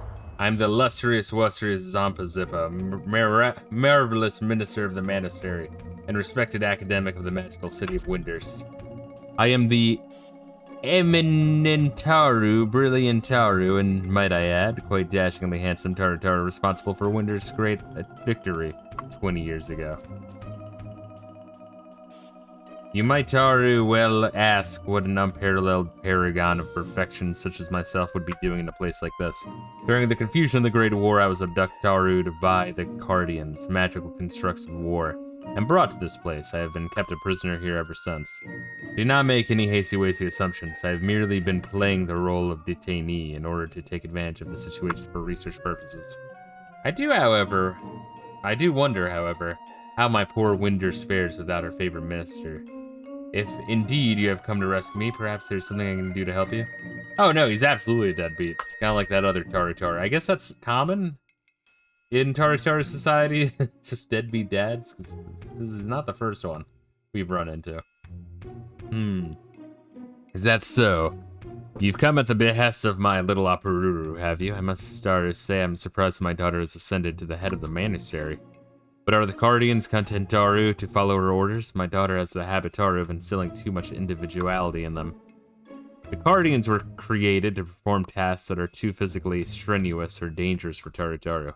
If they're ever given too much knowledge, they become muddled, and confused. The black and white world of what they should and shouldn't do comes stained with shades of gray. Abducting their creator, me, the great Zampa Zippa, and dumping me into the Outlands jail is simply unforgivable. I seem to have drifted off the point, Taru, slightly. You said you had some questions for me from our Apururu. Ask anything you like. Let me remind you that I, the renowned Zampa Zippa, am the genius who gave Windurst the awesome warsome power of the Cardians.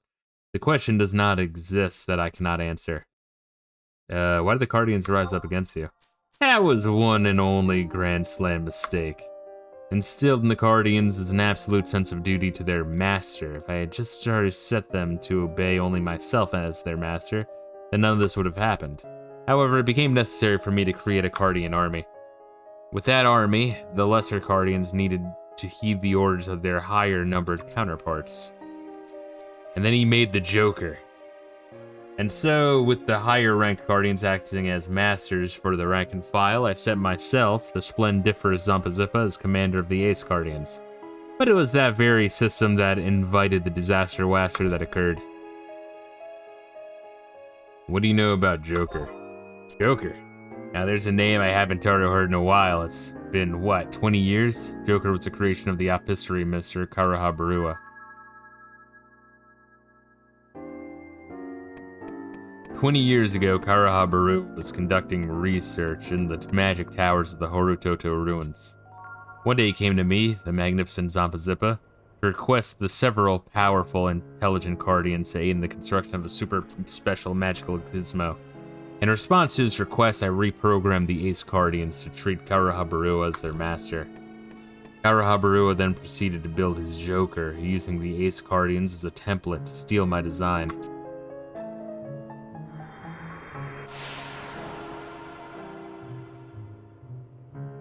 Once his work was complete, Tarud, he ordered the Ace Guardians to follow his creation as their new master and sent Joker with the task of running the magical gizmos into the towers.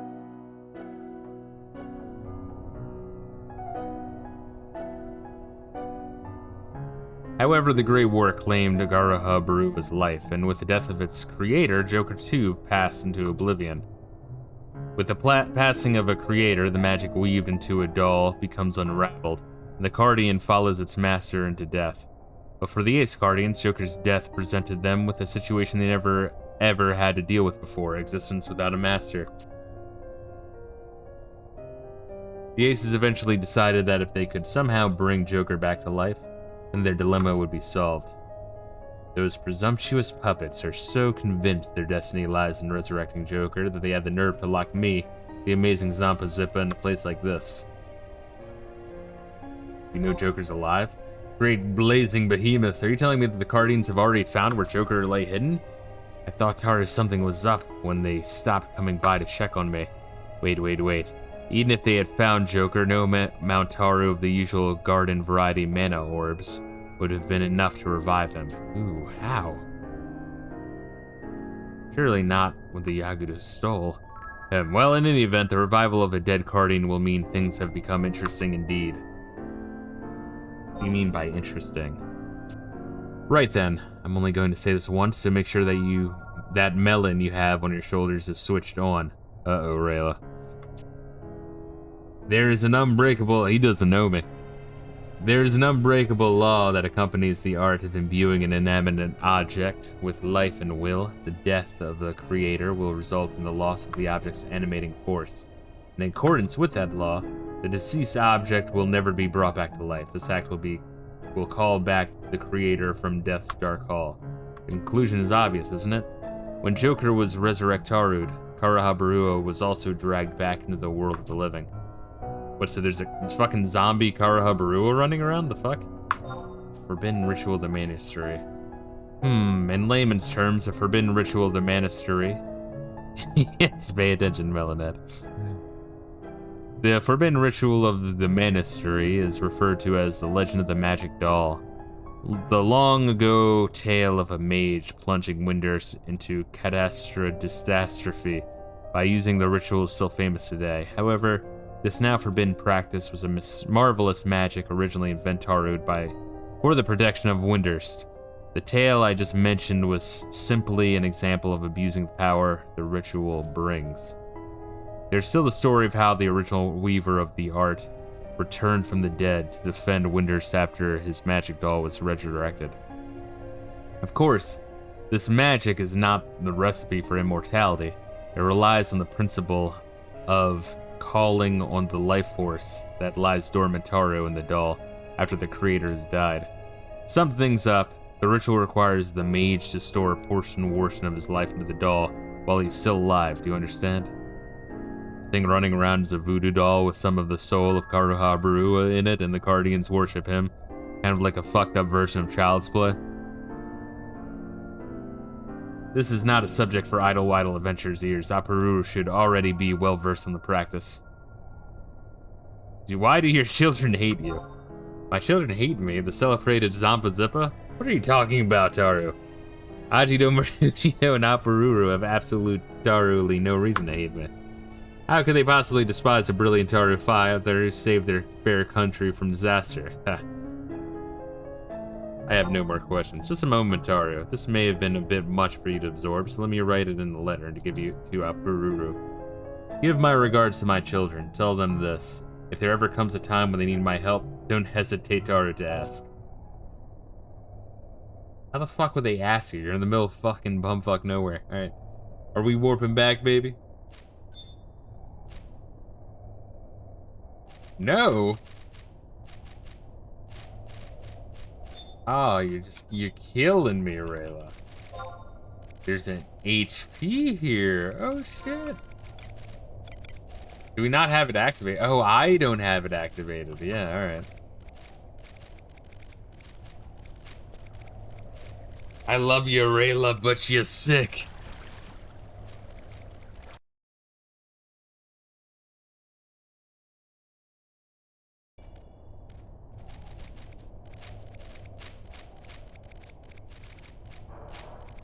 I will continue to consume beer.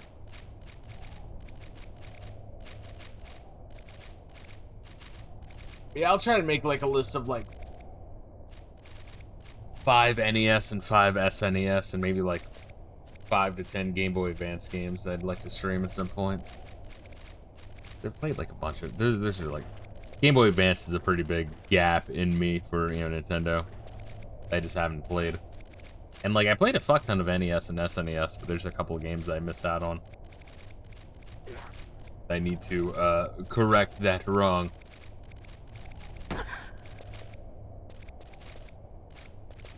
But then 64, I mean, I guess it's gonna be something we'll be streaming a lot. I've said this before, the more like modern games I play, the more I appreciate retro games. So the retro, I've said this before, with like modern games, if you have like 40 minutes to kill before work or something, and you're looking at your library of fucking newer modern games, you're not able to play any of them. Because all of them have like a 2-hour tutorial. Like, or just a whole bunch of cutscenes, or like, you know, I mean, usually that's it. A bunch of cutscenes, a bunch of scripted hallway simulations, and a bunch of fucking tutorials.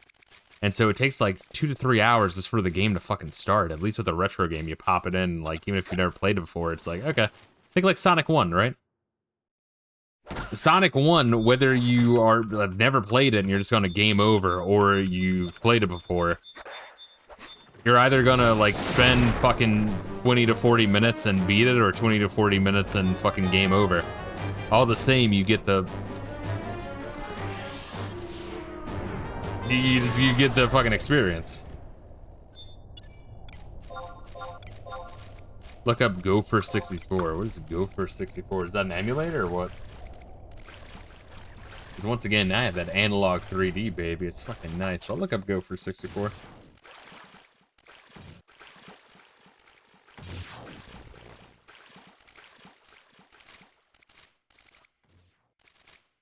Modern gaming is trash. Yeah. Well, that's the thing. It's like, I don't know. Would I call it trash? A lot of it is. I'll agree with you mostly. But there's some good shit. But even the good shit, I guess that's my point, is even the good shit, it, like, the time to kind of get into it, and the time it takes for the game to start, even if the game is good, is so fucking long. And I don't understand why it has to be that way. Like, just drop me in the game and just let me figure it out.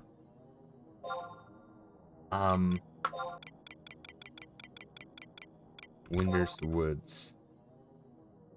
Like, for the love of God, I just don't get why it has to be that way. Like, because, like, you could do that and have access to everything, and then as you get through, have, like, an NPC that says, like, oh, in case you haven't known this, you can do this in the game. Without making it so you can't do that until you get to the cutscene, or until you get to the point in the game where the game then allows you to do the thing. Because that's how games used to be. It's like, if you know how to do it, you can fucking, like, burn through that beginning. But, you know, if it's your first time playing or not, and you either read the manual and figure it out, or a friend will tell you, or you'll get to an NPC halfway through the game. It's like, oh, by the way.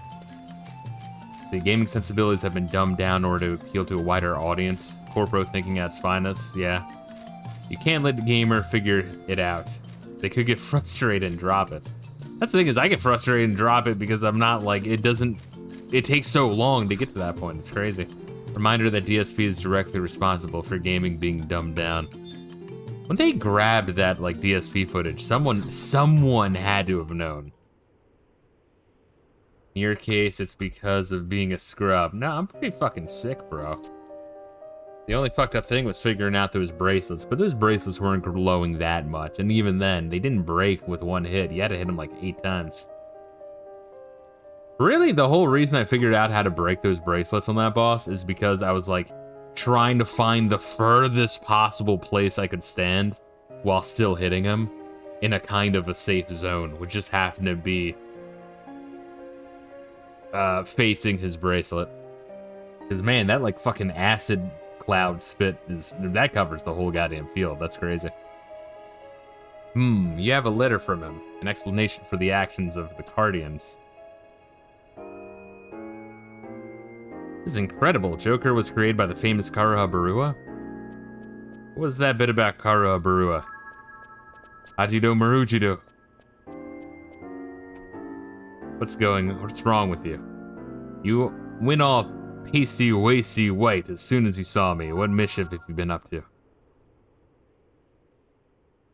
It's my father. I found my father. I don't know what to say to hear this, and on top of knowing that old coot was still breathing. The King of the Guardians is a creation of the dead genius? What on Vanadil is going on? There's something I don't understand. Who brought the Guardian back to life in the first place? How is this possible? You need a massive amount of magic to restore the life of a Guardian. Not to mention the use of forbidden rituals. Even more important, Daru, is the fact that the ritual would have brought Karuha Barua back from the dead. And if he really is alive and kicking again, why hasn't he been to see the Star Sibyl? Is there something preventing him from putting in an appearance? Or is he planning something off in the shadows? Summoning. That's it. Karuha Barua was focused on perfecting a complete summoning. Karuha Barua wasn't trying to enlist the aid of the great beast Fenrir. He wanted to completely enslave its will. If he had succeeded in his efforts, Karuha Barua wouldn't be the only one brought back to life. And Monte Fisto, the full moon fountain. We must stop the Star Sibyl.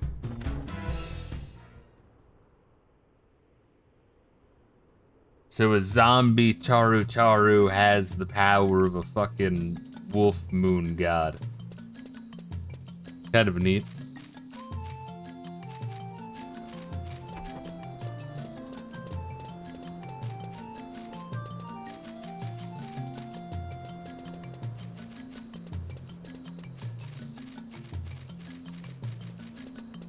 This shit said zone into the full moon fountain. What's the easiest way?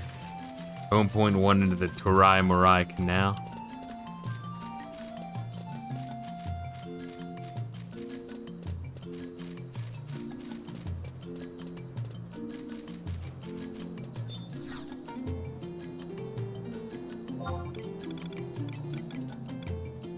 Is that original area?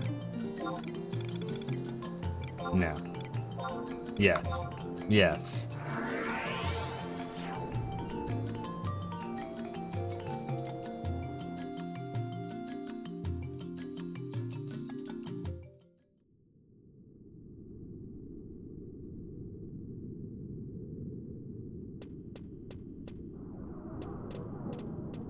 Ah, spooky. Goddamn, once again, that is a plus side that Final Fantasy XII did, was like, alright, let's have a visual line to denote a loading zone.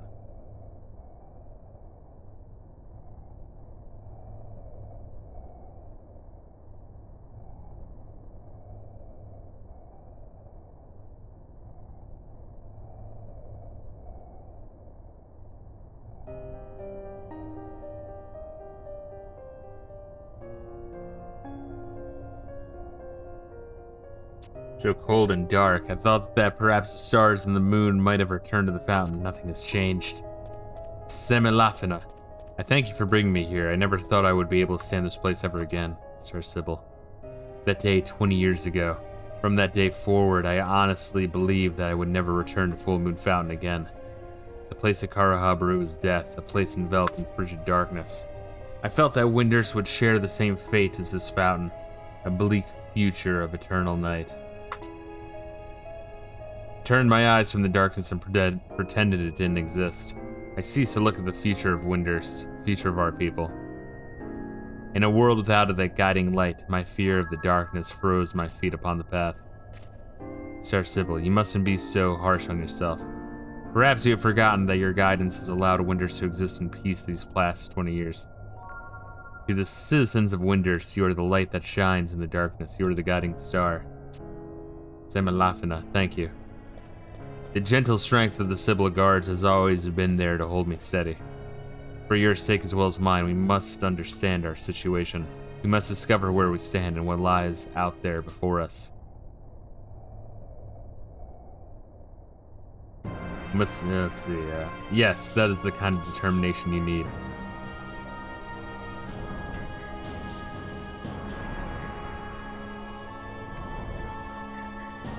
Maybe we shouldn't have infused the souls of the damned into training dummies and made those training dummies really strong. I don't know. Joker. Oh, alright, goddamn. I've been waiting, Star Sibyl, waiting for you to return to this fountain. It can't be. What do you mean to? It seems you still recognize me, though my form has changed. However, you have nothing to fear. I have not come to seek vengeance for your past wrongs. Do not be concerned for the Mithra. They have not been harmed. I have come to tell you the star of hope that you have called forth. I must tell you that all the star has set in motion upon Vanadil. Star of hope I called forth. Remember, Star Sibyl, you have followed the epic prophecy from the age of the first Star Sibyl to the day I greeted the specter of death. That prophecy began with the fervent wish of the original Star Sibyl, with the moon reading she performed, in the same way that you entrusted your wish to the stars and the moon that bathed this land in their power.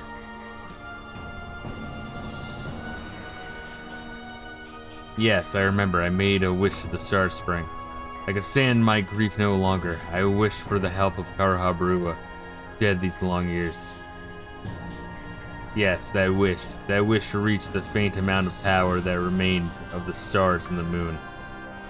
And then, so it's kind of like a monkey's paw wish, I guess. And then, with the strands of magic that bind us together, Karahabrua and I returned from Death's Dark Hall. You should be surprised, Sir Sibyl. Your hope, your wish, will aid in the restoration of power to the stars and moon, and bring us closer to the moment we've been waiting for. However, for things to be set in motion, I need you to wish alongside me. You mean, Sir Sibyl? You. It seems your star of hope has already arrived. That brilliant incandescence has shown us through several crossroads. I speak to you now, Star of Hope. Here I will await your final illumination. Lead the darkened soul to this place of the stars and moon once more. A time for miracles is upon us.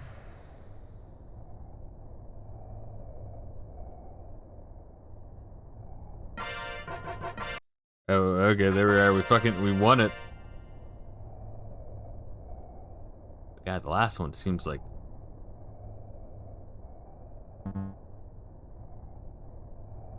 pretty fucking crazy. So wait, what do we do? Are we done? Is that it?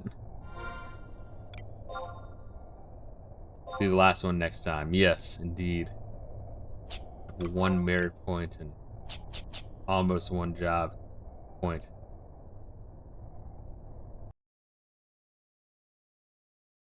My god. Hey, forget how long the fucking Xylart missions are for the Nation's Quest. Holy shit. You do not pull punches. Right there it is. Oh. And I'll go to like Windurst Walls.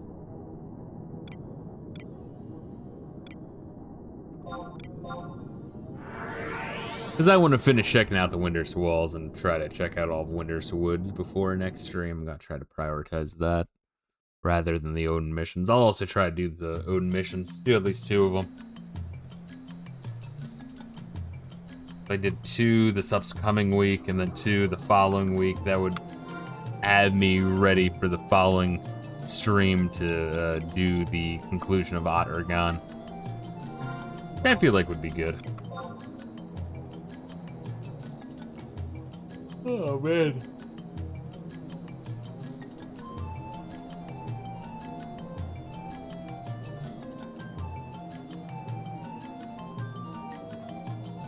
So we've learned some things about the Tarotar society. We learned that Star Sibyl isn't just a bitch, but also a fake. I'll need to get a key for the next missions anyway, so I'll do that in the meantime. Gotcha, gotcha. God damn, dude, they do not make it easy, do they? They just put it right in. Just right in. They don't care about any lube. But anyway, guys, thank you for joining me. Tomorrow morning, we are going to do some more Shining Force 2. I want to say we're at least halfway through that, but we're at like the chessboard segment, which is like a brick wall. It's essentially like, hey, jackass, train for a little bit, level grind for a little bit, which I think last time we were like very close. I think we're just going to get all of our homies like up like one more level before going through that one, because holy shit. Hey guys, which one would you say you're a bigger fan of, Shining Force 1 or Shining Force 2? Because looking online, I feel like the consensus is kind of split. Both people really like both too. I feel like I notice the improvements of 2 over 1, but I do kind of like the characters and story of 1 more, if that makes sense. I don't know. But they're both very similar games and both are great. But we're gonna be doing some of that, and then kind of like midday or maybe early evening tomorrow we'll be doing F-Zero X. I want to fucking dive into that shit. I'm feeling it, bro. I'm feeling it.